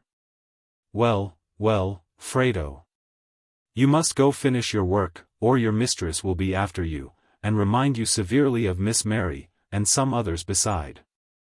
Nig went as she was told, and her clear voice was heard as she went, singing in joyous notes the relief she felt at the removal of one of her tormentors. Day by day the quiet of the sick man's room was increased. He was helpless and nervous, and often wished change of position, thereby hoping to gain momentary relief. The calls upon Frado were consequently more frequent, her nights less tranquil. Her health was impaired by lifting the sick man, and by drudgery in the kitchen. Her ill health she endeavored to conceal from James, fearing he might have less repose if there should be a change of attendants, and Mrs. Belmont, she well knew, would have no sympathy for her. She was at last so much reduced as to be unable to stand erect for any great length of time. She would sit at the table to wash her dishes. If she heard the well-known step of her mistress, she would rise till she returned to her room, and then sink down for further rest. Of course she was longer than usual in completing the services assigned her. This was a subject of complaint to Mrs. Belmont. And Frado endeavored to throw off all appearance of sickness in her presence. But it was increasing upon her, and she could no longer hide her indisposition. Her mistress entered one day, and finding her seated, commanded her to go to work. "I am sick," replied Frado, rising and walking slowly to her unfinished task, "and cannot stand long, I feel so bad." Angry that she should venture a reply to her command, she suddenly inflicted a blow which lay the tottering girl prostrate on the floor. Excited by so much indulgence of a dangerous passion, she seemed left to unrestrained malice, and snatching a towel, stuffed the mouth of the sufferer, and beat her cruelly. Frado hoped she would end her misery by whipping her to death. She bore it with the hope of a martyr, that her misery would soon close. Though her mouth was muffled, and the sounds much stifled, there was a sensible commotion, which James' quick ear detected. "Call Frado to come here," he said faintly, "I have not seen her today." Susan retired with the request to the kitchen, where it was evident some brutal scene had just been enacted. Mrs. Belmont replied that she had some work to do just now. When that was done, she might come. Susan's appearance confirmed her husband's fears, and he requested his father, who sat by the bedside, to go for her. This was a messenger, as James well knew, who could not be denied, and the girl entered the room, sobbing and faint with anguish. James called her to him, and inquired the cause of her sorrow. She was afraid to expose the cruel author of her misery, lest she should provoke new attacks. But after much entreaty, she told him all, much which had escaped his watchful ear. Poor James shut his eyes in silence, as if pained to forgetfulness by the recital. Then turning to Susan, he asked her to take Charlie, and walk out. She needed the fresh air, he said. "And say to mother I wish Frado to sit by me till you return. I think you are fading, from staying so long in this sick room." Mr. B. also left, and Frado was thus left alone with her friend. Aunt Abby came in to make her daily visit, and seeing the sick countenance of the attendant, took her home with her to administer some cordial. She soon returned, however, and James kept her with him the rest of the day, and a comfortable night's repose following, she was enabled to continue, as usual, her labors. James insisted on her attending religious meetings in the vicinity with Aunt Abby. Frado, under the instructions of Aunt Abby and the minister, became a believer in a future existence, one of happiness or misery.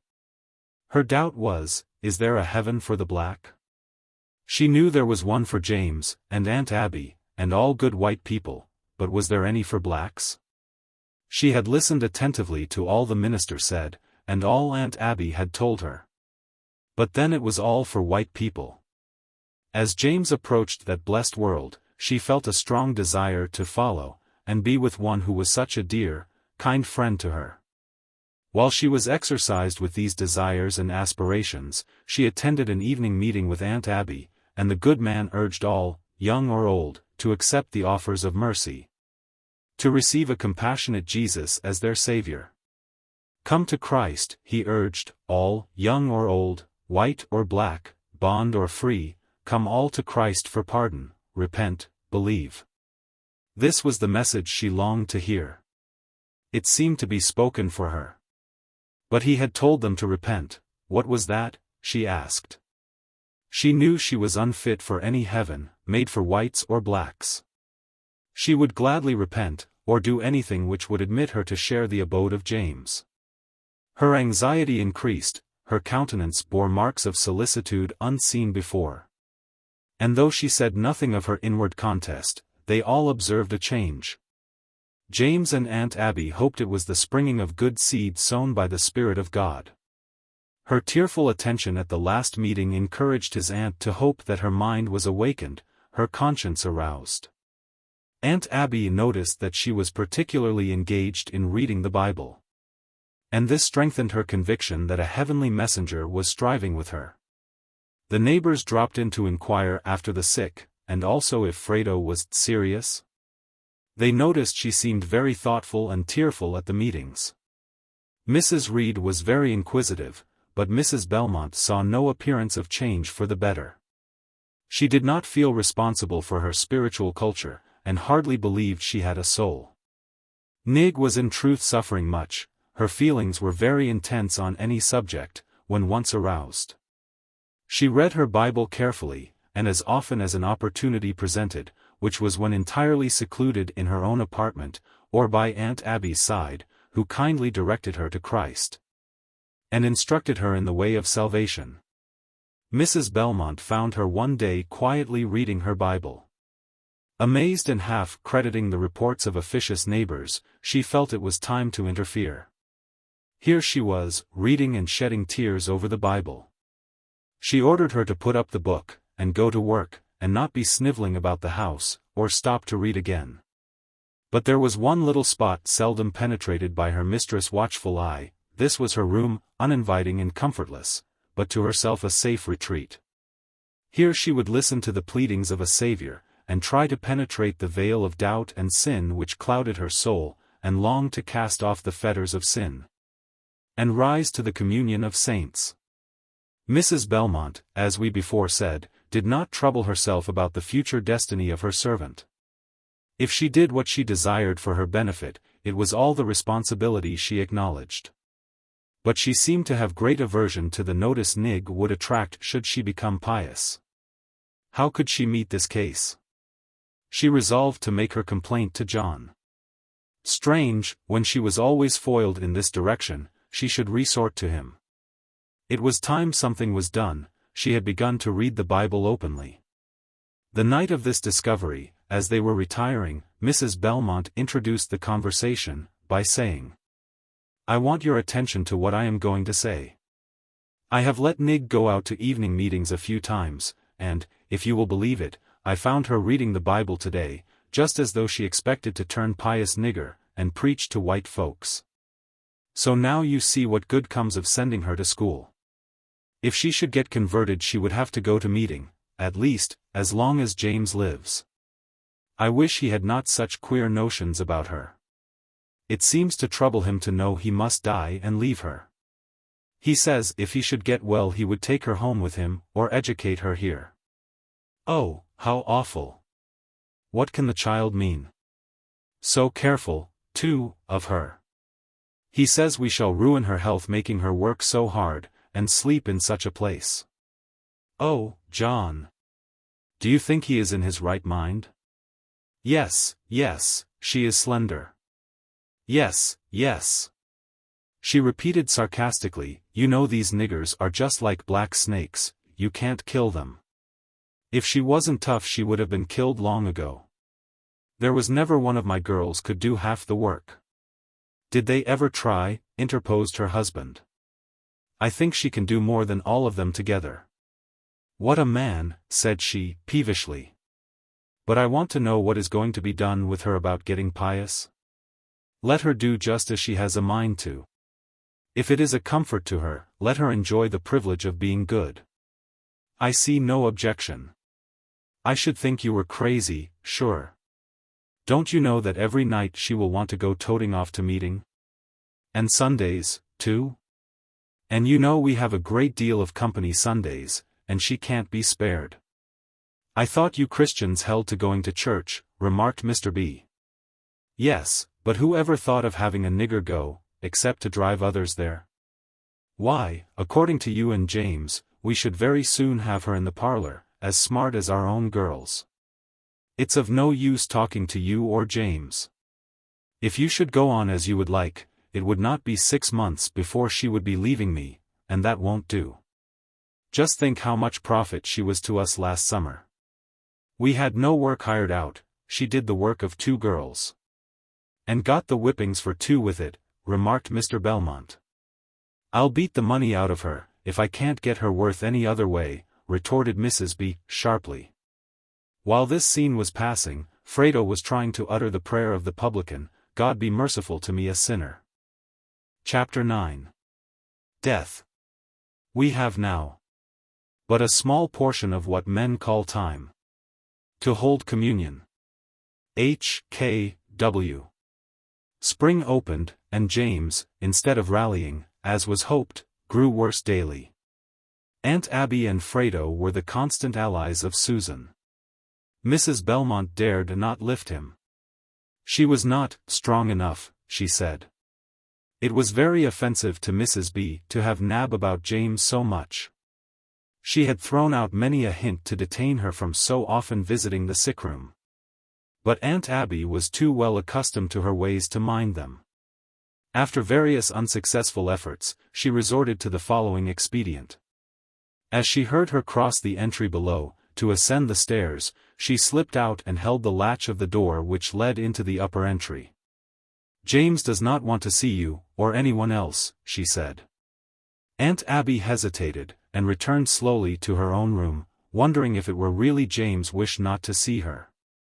She did not venture again that day, but still felt disturbed and anxious about him. She inquired of Frado, and learned that he was no worse. She asked her if James did not wish her to come and see him. What could it mean? Quite late next morning, Susan came to see what had become of her aunt. Your mother said James did not wish to see me, and I was afraid I tired him. Why, aunt, that is a mistake, I know. What could mother mean? Asked Susan. The next time she went to the sitting room she asked her mother. Why does not Aunt Abby visit James as she has done? Where is she? At home. I hope that she will stay there, was the answer. I should think she would come in and see James, continued Susan. I told her he did not want to see her, and to stay out. You need make no stir about it. Remember, she added, with one of her fiery glances. Susan kept silence. It was a day or two before James spoke of her absence. The family were at dinner, and Frado was watching beside him. He inquired the cause of her absence, and she told him all. After the family returned he sent his wife for her. When she entered, he took her hand, and said, Come to me often, aunt. Come any time, I am always glad to see you. I have but a little longer to be with you, come often, aunt. Now please help lift me up, and see if I can rest a little. Frado was called in, and Susan and Mrs. B. all attempted. Mrs. B. was too weak, she did not feel able to lift so much.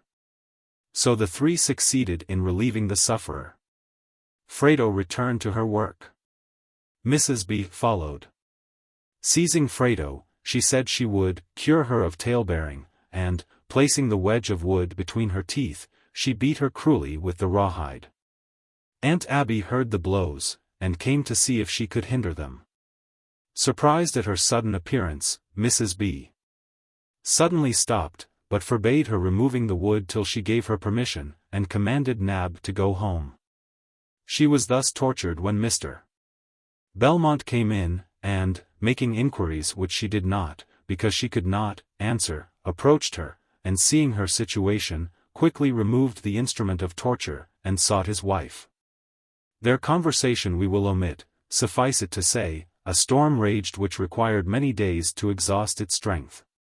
Frado was becoming seriously ill. She had no relish for food, and was constantly overworked, and then she had such solicitude about the future. She wished to pray for pardon. She did try to pray. Her mistress had told her it would do no good for her to attempt prayer. Prayer was for whites, not for blacks. If she minded her mistress, and did what she commanded, it was all that was required of her. This did not satisfy her, or appease her longings. She knew her instructions did not harmonize with those of the man of God or Aunt Abby's. She resolved to persevere. She said nothing on the subject, unless asked. It was evident to all her mind was deeply exercised. James longed to speak with her alone on the subject. An opportunity presented soon, while the family were at tea. It was usual to summon Aunt Abby to keep company with her, as his death was expected hourly.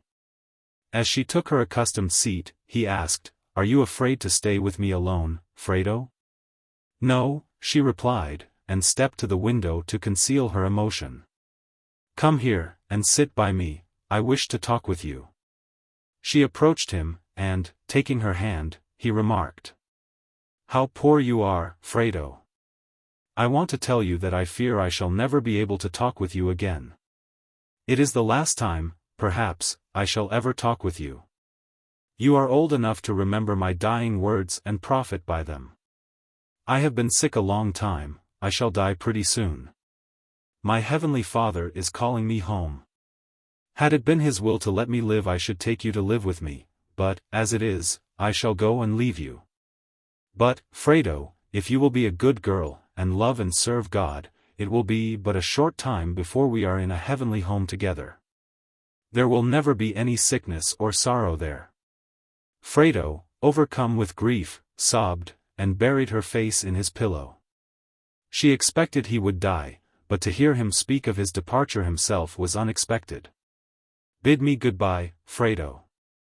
She kissed him, and sank on her knees by his bedside. His hand rested on her head, his eyes were closed, his lips moved in prayer for this disconsolate child. His wife entered, and interpreting the scene, gave him some restoratives, and withdrew for a short time. It was a great effort for Frado to cease sobbing, but she dared not be seen below in tears. So she choked her grief, and descended to her usual toil. Susan perceived a change in her husband. She felt that death was near. He tenderly looked on her, and said, "Susan, my wife, our farewells are all spoken. I feel prepared to go. I shall meet you in heaven. Death is indeed creeping fast upon me. Let me see them all once more. Teach Charlie the way to heaven, lead him up as you come." The family all assembled. He could not talk as he wished to them. He seemed to sink into unconsciousness. They watched him for hours. He had labored hard for breath some time, when he seemed to awake suddenly, and exclaimed, "Hark! Do you hear it?" "Hear what, my son?" asked the father. "Their call. Look, look, at the shining ones. Oh, let me go and be at rest." As if waiting for this petition, the angel of death severed the golden thread, and he was in heaven. At midnight the messenger came. They called Frado to see his last struggle. Sinking on her knees at the foot of his bed, she buried her face in the clothes, and wept like one inconsolable. They led her from the room. She seemed to be too much absorbed to know it was necessary for her to leave. Next day she would steal into the chamber as often as she could, to weep over his remains, and ponder his last words to her. She moved about the house like an automaton. Every duty performed, but an abstraction from all, which showed her thoughts were busied elsewhere. Susan wished her to attend his burial as one of the family. Louis and Mary and Jack it was not thought best to send for, as the season would not allow them time for the journey. Susan provided her with a dress for the occasion, which was her first intimation that she would be allowed to mingle her grief with others. The day of the burial she was attired in her mourning dress, but Susan, in her grief, had forgotten a bonnet. She hastily ransacked the closets, and found one of Mary's, trimmed with bright pink ribbon. It was too late to change the ribbon, and she was unwilling to leave Frado at home. She knew it would be the wish of James she should go with her. So tying it on, she said, "Never mind, Frado, you shall see where our dear James is buried." As she passed out, she heard the whispers of the bystanders, "Look there. See there. How that looks, a black dress and a pink ribbon." Another time, such remarks would have wounded Frado. She had now a sorrow with which such were small in comparison. As she saw his body lowered in the grave she wished to share it, but she was not fit to die. She could not go where he was if she did. She did not love God, she did not serve him or know how to. She retired at night to mourn over her unfitness for heaven, and gaze out upon the stars, which, she felt, studded the entrance of heaven, above which James reposed in the bosom of Jesus. To which her desires were hastening. She wished she could see God, and ask him for eternal life. Aunt Abby had taught her that he was ever looking upon her.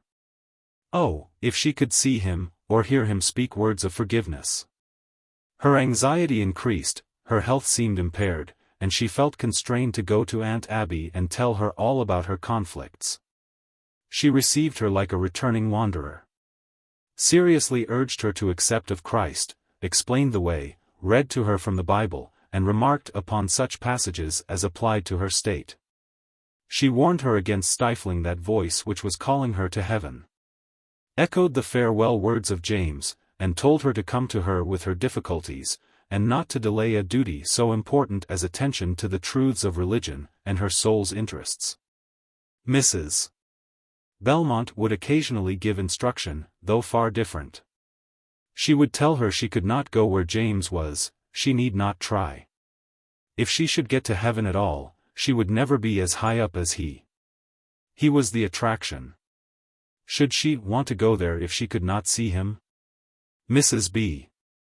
seldom mentioned her bereavement, unless in such allusion to Frado. She donned her weeds from custom, kept close her crape veil for so many Sabbaths, and abetted nothing of her characteristic harshness. The clergyman called to minister consolation to the afflicted widow and mother. Aunt Abby, seeing him approach the dwelling, knew at once the object of his visit, and followed him to the parlor, unasked by Mrs. B. What a daring affront! The good man dispensed the consolations, of which he was steward, to the apparently grief-smitten mother, who talked like one schooled in a heavenly atmosphere. Such resignation expressed, as might have graced the trial of the holiest. Susan, like a mute sufferer, bared her soul to his sympathy in godly counsel, but only replied to his questions in short syllables. When he offered prayer, Frado stole to the door that she might hear of the heavenly bliss of one who was her friend on earth. The prayer caused profuse weeping, as any tender reminder of the heaven-born was sure to. When the good man's voice ceased, she returned to her toil, carefully removing all trace of sorrow. Her mistress soon followed, irritated by Nab's impudence in presenting herself unasked in the parlor, and upbraided her with indolence, and bade her apply herself more diligently. Stung by unmerited rebuke, weak from sorrow and anxiety, the tears rolled down her dark face, soon followed by sobs, and then losing all control of herself, she wept aloud. This was an act of disobedience. Her mistress, grasping her rawhide, caused a longer flow of tears, and wounded a spirit that was craving healing mercies. Chapter 10. Perplexities, Another Death. 'Neath the billows of the ocean, hidden treasures wait the hand that again to light shall raise them with the diver's magic wand. G. W. Cook. The family, gathered by James' decease, returned to their homes. Susan and Charles returned to Baltimore. Letters were received from the absent, expressing their sympathy and grief. The father bowed like a bruised reed, under the loss of his beloved son. He felt desirous to die the death of the righteous. Also, conscious that he was unprepared, he resolved to start on the narrow way, and sometimes solicit entrance through the gate which leads to the celestial city. He acknowledged his too ready acquiescence with Mrs. B. in permitting Frado to be deprived of her only religious privileges for weeks together. He accordingly asked his sister to take her to meeting once more, which she was ready at once to do. The first opportunity they once more attended meeting together. The minister conversed faithfully with every person present. He was surprised to find the little colored girl so solicitous, and kindly directed her to the flowing fountain where she might wash and be clean. He inquired of the origin of her anxiety, of her progress up to this time, and endeavored to make Christ, instead of James, the attraction of heaven. He invited her to come to his house, to speak freely her mind to him, to pray much, to read her Bible often. The neighbors, who were at meeting, among them Mrs. Reed, discussed the opinions Mrs. Belmont would express on the subject. Mrs. Reed called and informed Mrs. B. that her colored girl related her experience the other night at the meeting. "What experience?" asked she, quickly, as if she expected to hear the number of times she had whipped Frado, and the number of lashes set forth in plain Arabic numbers. "Why, you know she is serious, don't you?" She told the minister about it. Mrs. B. made no reply, but changed the subject adroitly. Next morning she told Frado she should not go out of the house for one while, except on errands. And if she did not stop trying to be religious, she would whip her to death. Frado pondered. Her mistress was a professor of religion. Was she going to heaven? Then she did not wish to go. If she should be near James, even, she could not be happy with those fiery eyes watching her ascending path. She resolved to give over all thought of the future world, and strove daily to put her anxiety far from her. Mr. Belmont found himself unable to do what James or Jack could accomplish for her. He talked with her seriously, told her he had seen her many times punished undeservedly. He did not wish to have her saucy or disrespectful, but when she was sure she did not deserve a whipping, to avoid it if she could. "You are looking sick," he added, "you cannot endure beating as you once could." It was not long before an opportunity offered of profiting by his advice. She was sent for wood, and not returning as soon as Mrs. B. calculated, she followed her, and, snatching from the pile a stick, raised it over her. "Stop!" shouted Frado, "strike me, and I'll never work a mite more for you," and throwing down what she had gathered, stood like one who feels the stirring of free and independent thoughts. By this unexpected demonstration, her mistress, in amazement, dropped her weapon, desisting from her purpose of chastisement. Frado walked towards the house, her mistress following with the wood she herself was sent after. She did not know, before, that she had a power to ward off assaults. Her triumph in seeing her enter the door with her burden, repaid her for much of her former suffering. It was characteristic of Mrs. B. never to rise in her majesty, unless she was sure she should be victorious. This affair never met with an after-clap, like many others. Thus passed a year. The usual amount of scolding, but fewer whippings. Mrs. B. longed once more for Mary's return, who had been absent over a year, and she wrote imperatively for her to come quickly to her. A letter came in reply, announcing that she would comply as soon as she was sufficiently recovered from an illness which detained her. No serious apprehensions were cherished by either parent, who constantly looked for notice of her arrival, by mail. Another letter brought tidings that Mary was seriously ill. Her mother's presence was solicited. She started without delay. Before she reached her destination, a letter came to the parents announcing her death. No sooner was the astounding news received than Frado rushed into Aunt Abby's, exclaiming, "She's dead, Aunt Abby." "Who?" she asked, terrified by the unprefaced announcement. "Mary. They've just had a letter." As Mrs. B.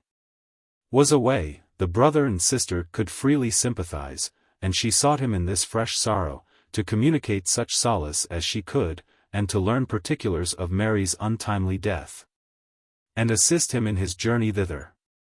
It seemed a thanksgiving to Frado. Every hour or two she would pop into Aunt Abby's room with some strange query. "She got into the river again, Aunt Abby, didn't she? The Jordan is a big one to tumble into, anyhow. S'posen she goes to hell, she'll be as black as I am. Wouldn't mistress be mad to see her a nigger?" And others of a similar stamp, not at all acceptable to the pious, sympathetic dame, but she could not evade them. The family returned from their sorrowful journey, leaving the dead behind. Nig looked for a change in her tyrant. What could subdue her, if the loss of her idol could not? Never was Mrs. B. known to shed tears so profusely, as when she reiterated to one and another the sad particulars of her darling's sickness and death. There was, indeed, a season of quiet grief. It was the lull of the fiery elements. A few weeks revived the former tempests, and so at variance did they seem with chastisement sanctified, that Frado felt them to be unbearable. She determined to flee. But where? Who would take her? Mrs. B. had always represented her ugly. Perhaps everyone thought her so. Then no one would take her. She was black, no one would love her. She might have to return, and then she would be more in her mistress' power than ever. She remembered her victory at the woodpile. She decided to remain to do as well as she could. To assert her rights when they were trampled on, to return once more to her meeting in the evening, which had been prohibited. She had learned how to conquer, she would not abuse the power while Mr. Belmont was at home. But had she not better run away? Where? She had never been from the place far enough to decide what course to take. She resolved to speak to Aunt Abby. She mapped the dangers of her course, her liability to fail in finding so good friends as John and herself. Frado's mind was busy for days and nights. She contemplated administering poison to her mistress, to rid herself and the house of so detestable a plague. But she was restrained by an overruling providence. And finally decided to stay contentedly through her period of service, which would expire when she was 18 years of age. In a few months Jane returned home with her family, to relieve her parents, upon whom years and affliction had left the marks of age. The years intervening since she had left her home, had, in some degree, softened the opposition to her unsanctioned marriage with George. The more Mrs. B. had about her, the more energetic seemed her directing capabilities, and her fault-finding propensities. Her own, she had full power over. And Jane, after vain endeavors, became disgusted, weary, and perplexed, and decided that, though her mother might suffer, she could not endure her home. They followed Jack to the west. Thus vanished all hopes of sympathy or relief from this source to Frado. There seemed no one capable of enduring the oppressions of the house but her. She turned to the darkness of the future with the determination previously formed, to remain until she should be 18. Jane begged her to follow her so soon as she should be released. But so wearied out was she by her mistress, she felt disposed to flee from any and everyone having her similitude of name or feature. Chapter 11. Marriage again. Crucified the hopes that cheered me. All that to the earth endeared me. Love of wealth and fame and power. Love, all have been crucified. C.E. Darkness before day. Jane left, but Jack was now to come again. After Mary's death he visited home, leaving a wife behind. An orphan whose home was with a relative, gentle, loving, the true mate of kind, generous Jack. His mother was a stranger to her, of course, and had perfect right to interrogate. "Is she good-looking, Jack?" asked his mother. "Looks well to me," was the laconic reply. "Was her father rich?" "Not worth a copper, as I know of, I never asked him," answered Jack. "Hadn't she any property?" "What did you marry her for?" asked his mother. "Oh, she's worth $1 million, mother, though not a cent of it is in money." "Jack! What do you want to bring such a poor being into the family, for? You'd better stay here, at home, and let your wife go. Why couldn't you try to do better, and not disgrace your parents?" "Don't judge, till you see her," was Jack's reply, and immediately changed the subject. It was no recommendation to his mother, and she did not feel prepared to welcome her cordially now he was to come with his wife. He was indignant at his mother's advice to desert her. It rankled bitterly in his soul, the bare suggestion.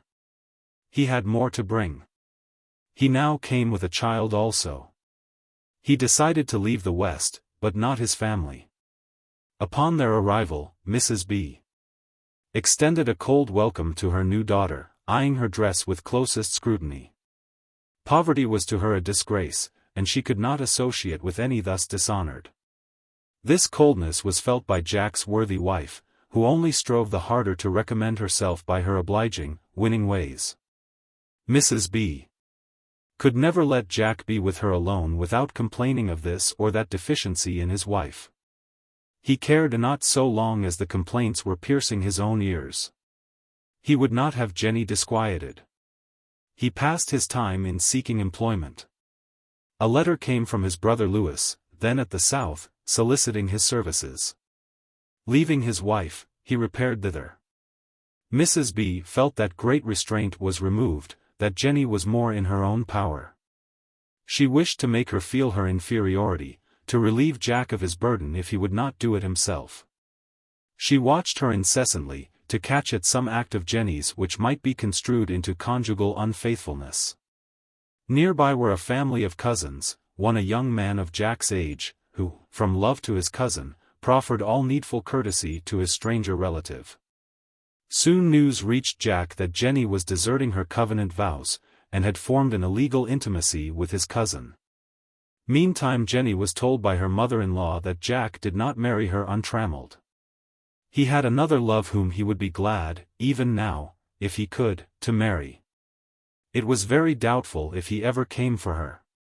Jenny would feel pained by her unwelcome gossip, and, glancing at her child, she decided, however true it might be, she had a pledge which would enchain him yet. Ere long, the mother's inveterate hate crept out into some neighbor's enclosure, and, caught up hastily, they passed the secret round till it became none, and Lewis was sent for. The brother by whom Jack was employed. The neighbors saw her fade in health and spirits, they found letters and never reached their destination when sent by either. Lewis arrived with the joyful news that he had come to take Jenny home with him. What a relief to her to be freed from the gnawing taunts of her adversary. Jenny retired to prepare for the journey, and Mrs. B and Henry had a long interview. Next morning he informed Jenny that new clothes would be necessary, in order to make her presentable to Baltimore society, and he should return without her. And she must stay till she was suitably attired. Disheartened, she rushed to her room, and, after relief from weeping, wrote to Jack to come, to have pity on her, and take her to him. No answer came. Mrs. Smith, a neighbor, watchful and friendly, suggested that she write away from home, and employ someone to carry it to the office who would elude Mrs. B. Who, they very well knew, had intercepted Jenny's letter, and influenced Lewis to leave her behind. She accepted the offer, and Frado succeeded in managing the affair so that Jack soon came to the rescue, angry, wounded, and forever after alienated from his early home and his mother. Many times would Frado steal up into Jenny's room, when she knew she was tortured by her mistress' malignity, and tell some of her own encounters with her. And tell her she might be sure it wouldn't kill her, for she should have died long before at the same treatment. Susan and her child succeeded Jenny as visitors. Frado had merged into womanhood, and, retaining what she had learned, in spite of the few privileges enjoyed formerly, was striving to enrich her mind. Her schoolbooks were her constant companions, and every leisure moment was applied to them. Susan was delighted to witness her progress, and some little book from her was a reward sufficient for any task imposed, however difficult. She had her book always fastened open near her, where she could glance from toil to soul refreshment. The approaching spring would close the term of years which Mrs. B. claimed as the period of her servitude. Often as she passed the waymarks of former years did she pause to ponder on her situation, and wonder if she could succeed in providing for her own wants. Her health was delicate, yet she resolved to try. Soon she counted the time by days which should release her. Mrs. B. felt that she could not well spare one who could so well adapt herself to all departments, man, boy, housekeeper, domestic, etc. She begged Mrs. Smith to talk with her, to show her how ungrateful it would appear to leave a home of such comfort, how wicked it was to be ungrateful. But Frado replied that she had had enough of such comforts. She wanted some new ones, and as it was so wicked to be ungrateful, she would go from temptation. Aunt Abby said, "We mustn't put ourselves in the way of temptation." Poor little Fido. She shed more tears over him than over all beside. The morning for departure dawned. Frado engaged to work for a family a mile distant. Mrs. Belmont dismissed her with the assurance that she would soon wish herself back again, and a present of a silver $50. Her wardrobe consisted of one decent dress, without any superfluous accompaniments. A Bible from Susan she felt was her greatest treasure. Now was she alone in the world. The past year had been one of suffering resulting from a fall, which had left her lame. The first summer passed pleasantly, and the wages earned were expended in garments necessary for health and cleanliness. Though feeble, she was well satisfied with her progress. Shut up in her room, after her toil was finished, she studied what poor samples of apparel she had, and, for the first time, prepared her own garments. Mrs. Moore, who employed her, was a kind friend to her, and attempted to heal her wounded spirit by sympathy and advice, burying the past in the prospects of the future. But her failing health was a cloud no kindly human hand could dissipate. A little light work was all she could accomplish. A clergyman, whose family was small, sought her, and she was removed there. Her engagement with Mrs. Moore finished in the fall. Frado was anxious to keep up her reputation for efficiency, and often pressed far beyond prudence. In the winter she entirely gave up work, and confessed herself thoroughly sick. Mrs. Hale, soon overcome by additional cares, was taken sick also, and now it became necessary to adopt some measures for Frado's comfort, as well as to relieve Mrs. Hale. Such dark forebodings as visited her as she lay, solitary and sad, no moans or sighs could relieve. The family physician pronounced her case one of doubtful issue. Frado hoped it was final. She could not feel relentings that her former home was abandoned, and yet, should she be in need of succor, could she obtain it from one who would now so grudgingly bestow it? The family were applied to, and it was decided to take her there. She was removed to a room built out from the main building, used formerly as a workshop, where cold and rain found unobstructed access. And here she fought with bitter reminiscences and future prospects till she became reckless of her faith and hopes in person, and half wished to end what nature seemed so tardily to take. Aunt Abby made her frequent visits, and at last had her removed to her own apartment, where she might supply her wants, and minister to her once more in heavenly things. Then came the family consultation. "What is to be done with her?" asked Mrs. B., "after she is moved there with Nab?" "Send for the doctor, your brother," Mr. B. replied. "When?" "Tonight." "Tonight." "And for her?" "Wait till morning," she continued. "She has waited too long now. I think something should be done soon." "I doubt if she is much sick," sharply interrupted Mrs. B. "Well, we'll see what our brother thinks." His coming was longed for by Frado, who had known him well during her long sojourn in the family. And his praise of her nice butter and cheese, from which his table was supplied, she knew he felt as well as spoke. "You're sick, very sick," he said, quickly, after a moment's pause. "Take good care of her, Abby, or she'll never get well." "All broken down." "Yes, it was at Mrs. Moore's," said Mrs. B., "all this was done. She did but little the latter part of the time she was here. It was commenced longer ago than last summer." "Take good care of her, she may never get well," remarked the Dr. "We shan't pay you for doctoring her, you may look to the town for that, sir," said Mrs. B., and abruptly left the room. "Oh dear! Oh dear!" exclaimed Frado, and buried her face in the pillow. A few kind words of consolation, and she was once more alone in the darkness which enveloped her previous days. Yet she felt sure they owed her a shelter and attention, when disabled, and she resolved to feel patient, and remain till she could help herself. Mrs. B. would not attend her, nor permit her domestic to stay with her at all. Aunt Abby was her sole comforter. Aunt Abby's nursing had the desired effect, and she slowly improved.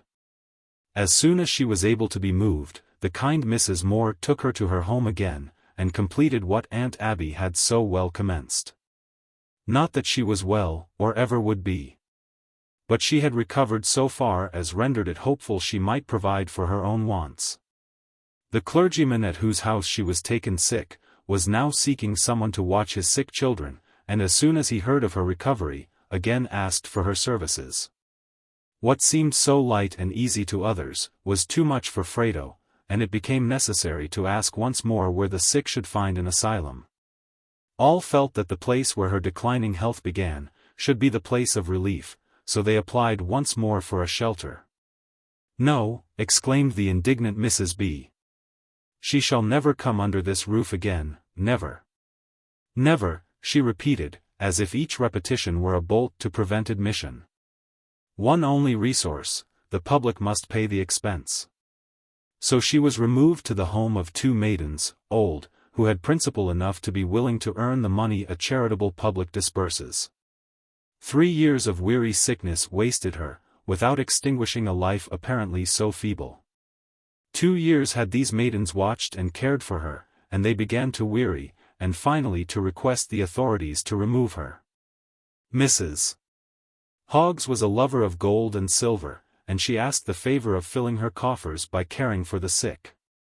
The removal caused severe sickness. By being bolstered in the bed, after a time she could use her hands, and often would ask for sewing to beguile the tedium. She had become very expert with her needle the first year of her release from Mrs. B., and she had forgotten none of her skill. Mrs. H. praised her, and as she improved in health, was anxious to employ her. She told her she could in this way replace her clothes, and as her board would be paid for, she would thus gain something.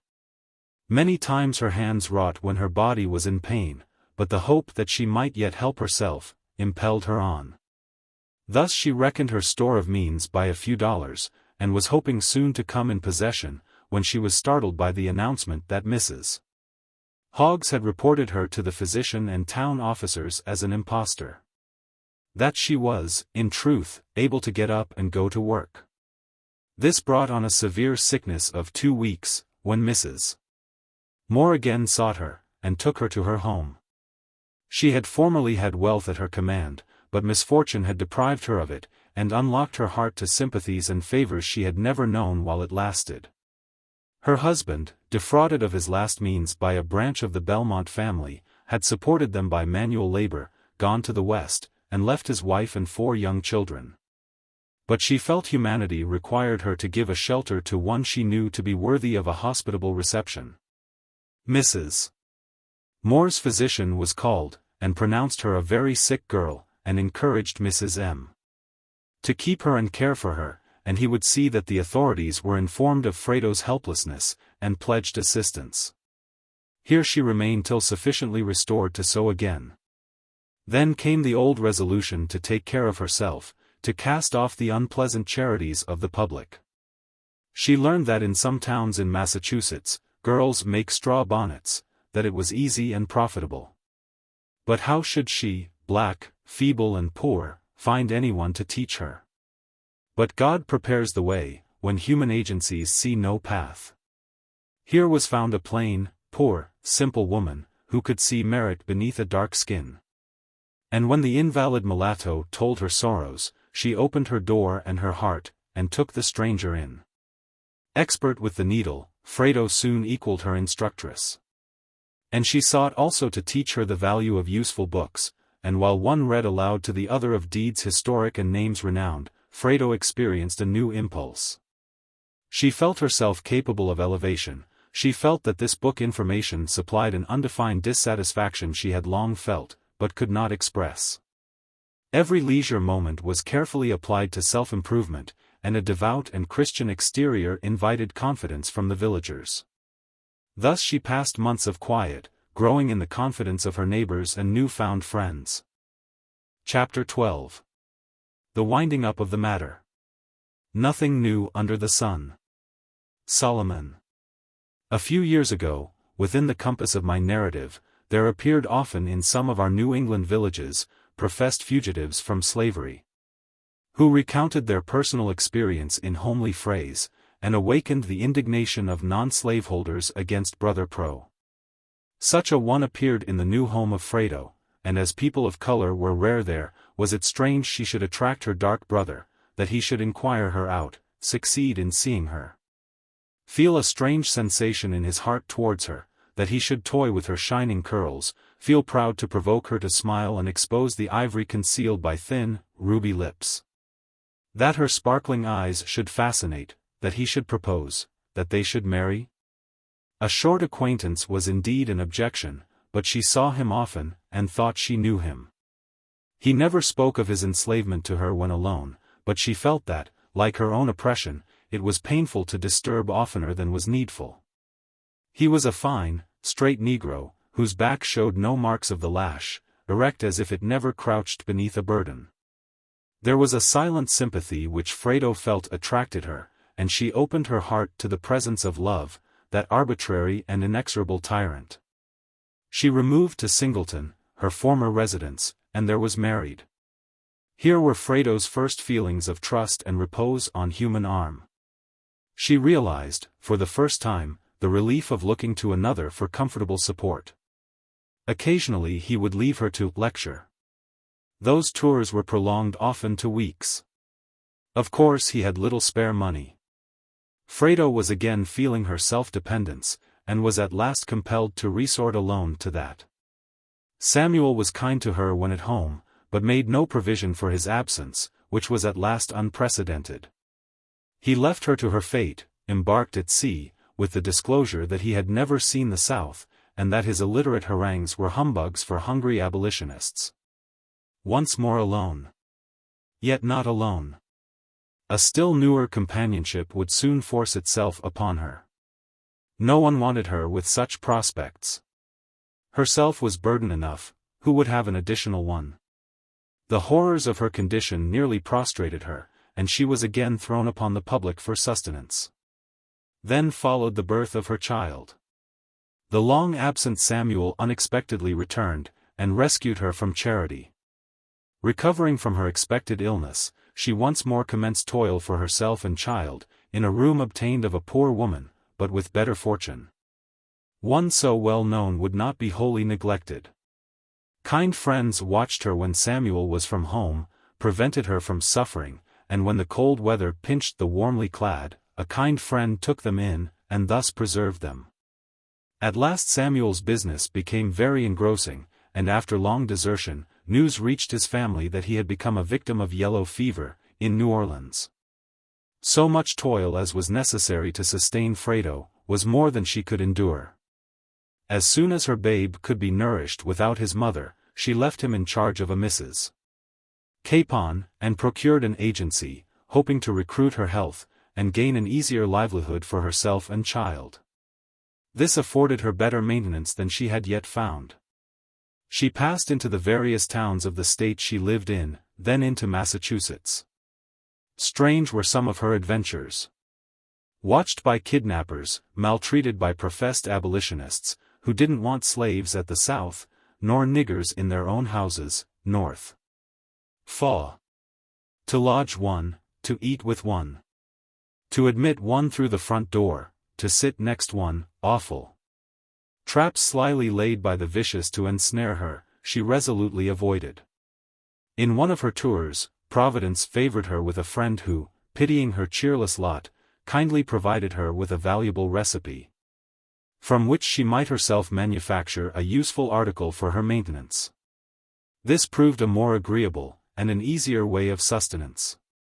And thus, to the present time, may you see her busily employed in preparing her merchandise. Then sallying forth to encounter many frowns, but some kind friends and purchasers. Nothing turns her from her steadfast purpose of elevating herself. Reposing on God, she has thus far journeyed securely. Still an invalid, she asks your sympathy, gentle reader. Refuse not, because some part of her history is unknown, save by the omniscient God. Enough has been unrolled to demand your sympathy and aid. Do you ask the destiny of those connected with her early history? A few years only have elapsed since Mr. and Mrs. B. passed into another world.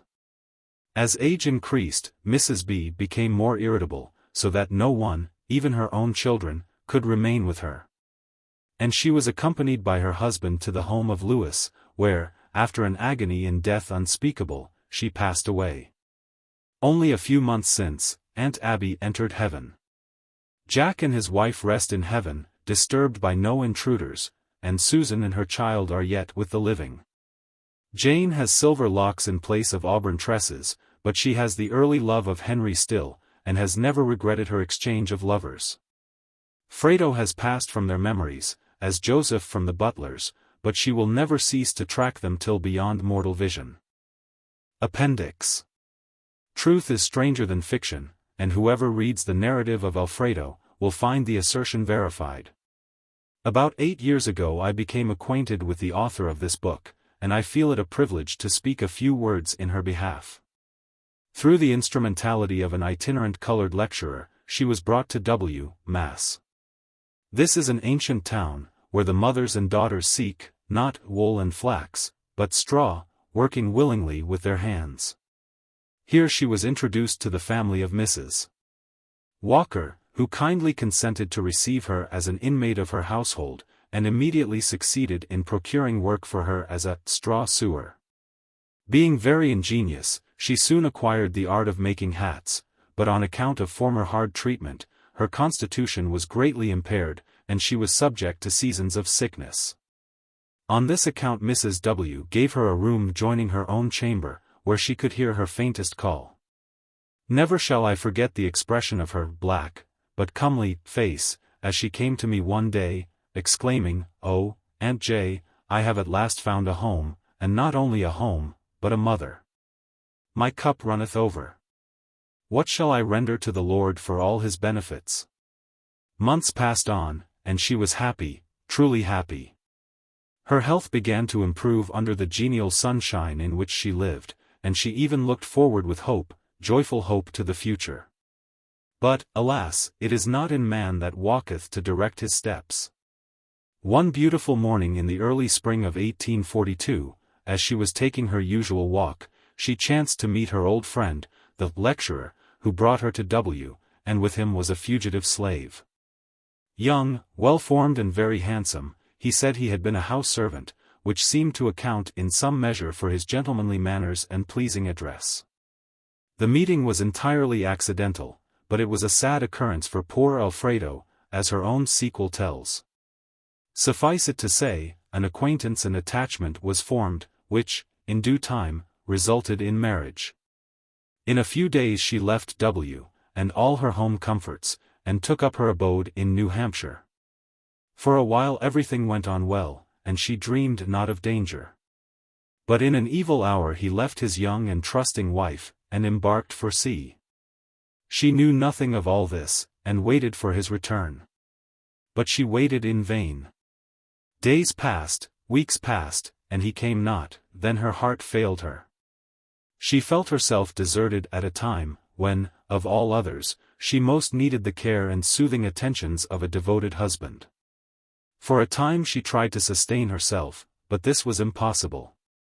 She had friends, but they were mostly of that class who are poor in the things of earth, but rich in faith.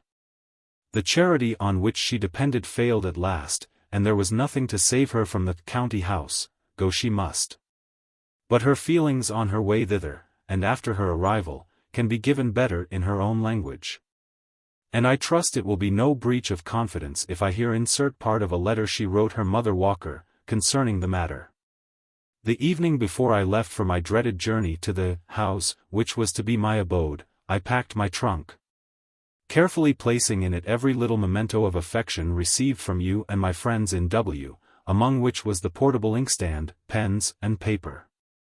My beautiful little Bible was laid aside, as a place nearer my heart was reserved for that. I need not tell you I slept not a moment that night. My home, my peaceful, quiet home with you, was before me. I could see my dear little room, with its pleasant eastern window opening to the morning. But more than all, I beheld you, my mother, gliding softly in and kneeling by my bed to read, as no one but you can read, "The Lord is my shepherd, I shall not want." But I cannot go on, for tears blind me. For a description of the morning, and of the scant breakfast, I must wait until another time. We started. The man who came for me was kind as he could be, helped me carefully into the wagon, for I had no strength, and drove on. For miles I spoke not a word. Then the silence would be broken by the driver uttering some sort of word the horse seemed to understand, for he invariably quickened his pace. And so, just before nightfall, we halted at the institution, prepared for the homeless. With cold civility the matron received me, and bade one of the inmates show me my room. She did so. And I followed up 2 flights of stairs.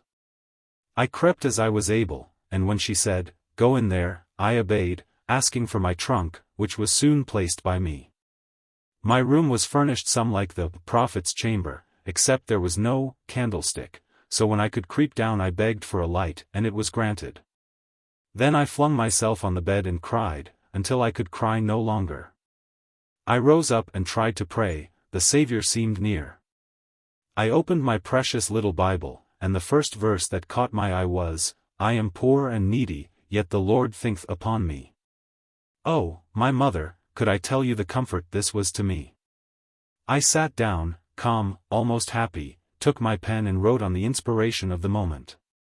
"Oh, Holy Father, by thy power, thus far in life I'm brought. And now in this dark, trying hour, O God, forsake me not. Didst thou not nourish and sustain my infancy and youth? Have I not testimonials plain of thy unchanging truth? Though I've no home to call my own, my heart shall not repine. The saint may live on earth unknown, and yet in glory shine. When my Redeemer dwelt below, he chose a lowly lot.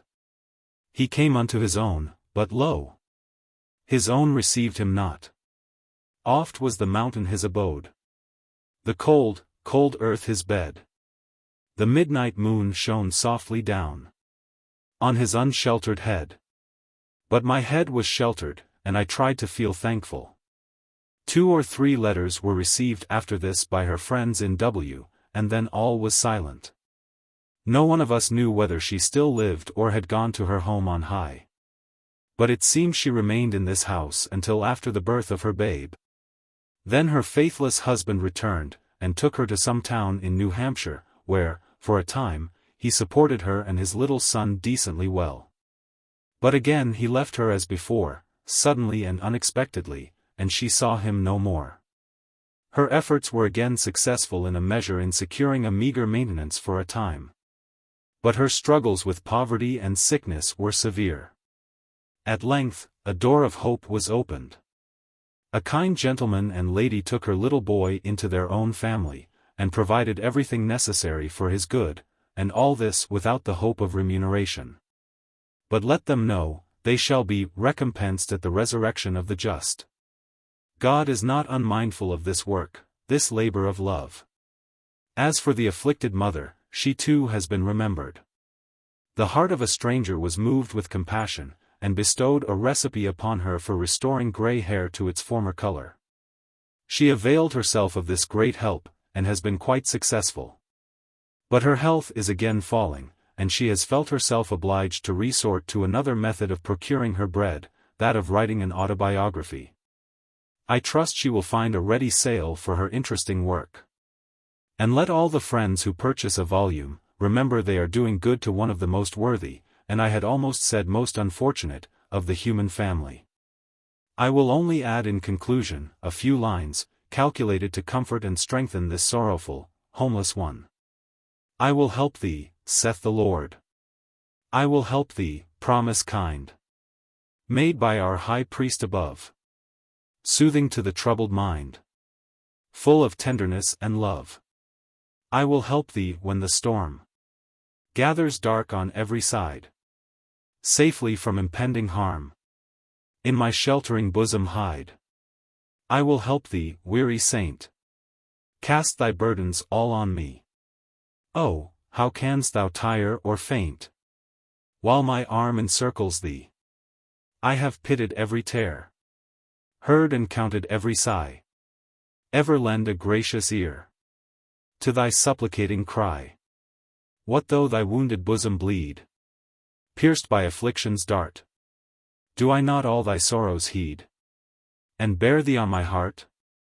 Soon will the lowly grave become thy quiet resting place, thy spirit find a peaceful home in mansions near my face.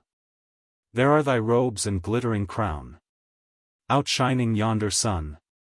Soon shalt thou lay the body down, and put those glories on. Long has thy golden lyre been strung, which angels cannot move. No song to this is ever sung, but bleeding, dying love. Alida. To the friends of our dark-complexioned brethren and sisters, this note is intended.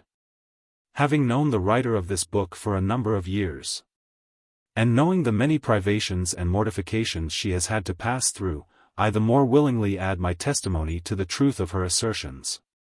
She is one of that class, who by some are considered not only as little lower than the angels, but far beneath them. But I have long since learned that we are not to look at the color of the hair, the eyes, or the skin, for the man or woman, their life is the criterion we are to judge by. The writer of this book has seemed to be a child of misfortune. Early in life she was deprived of her parents, and all those endearing associations to which childhood clings. Indeed, she may be said not to have had that happy period, for, being taken from home so young, and placed where she had nothing to love or cling to, I often wonder she had not grown up a monster. And those very people calling themselves Christians, the good Lord deliver me from such, and they likewise ruined her health by hard work, both in the field and house. She was indeed a slave, in every sense of the word, and a lonely one, too. But she has found some friends in this degraded world, that were willing to do by others as they would have others do by them. That were willing she should live, and have an existence on the earth with them. She has never enjoyed any degree of comfortable health since she was 18 years of age, and a great deal of the time has been confined to her room and bed. She is now trying to write a book. And I hope the public will look favorably on it, and patronize the same, for she is a worthy woman. Her own health being poor, and having a child to care for, by the way, she has been married, and she wishes to educate him. In her sickness he has been taken from her, and sent to the county farm, because she could not pay his board every week. But as soon as she was able, she took him from that place, and now he has a home where he is contented and happy, and where he is considered as good as those he is with.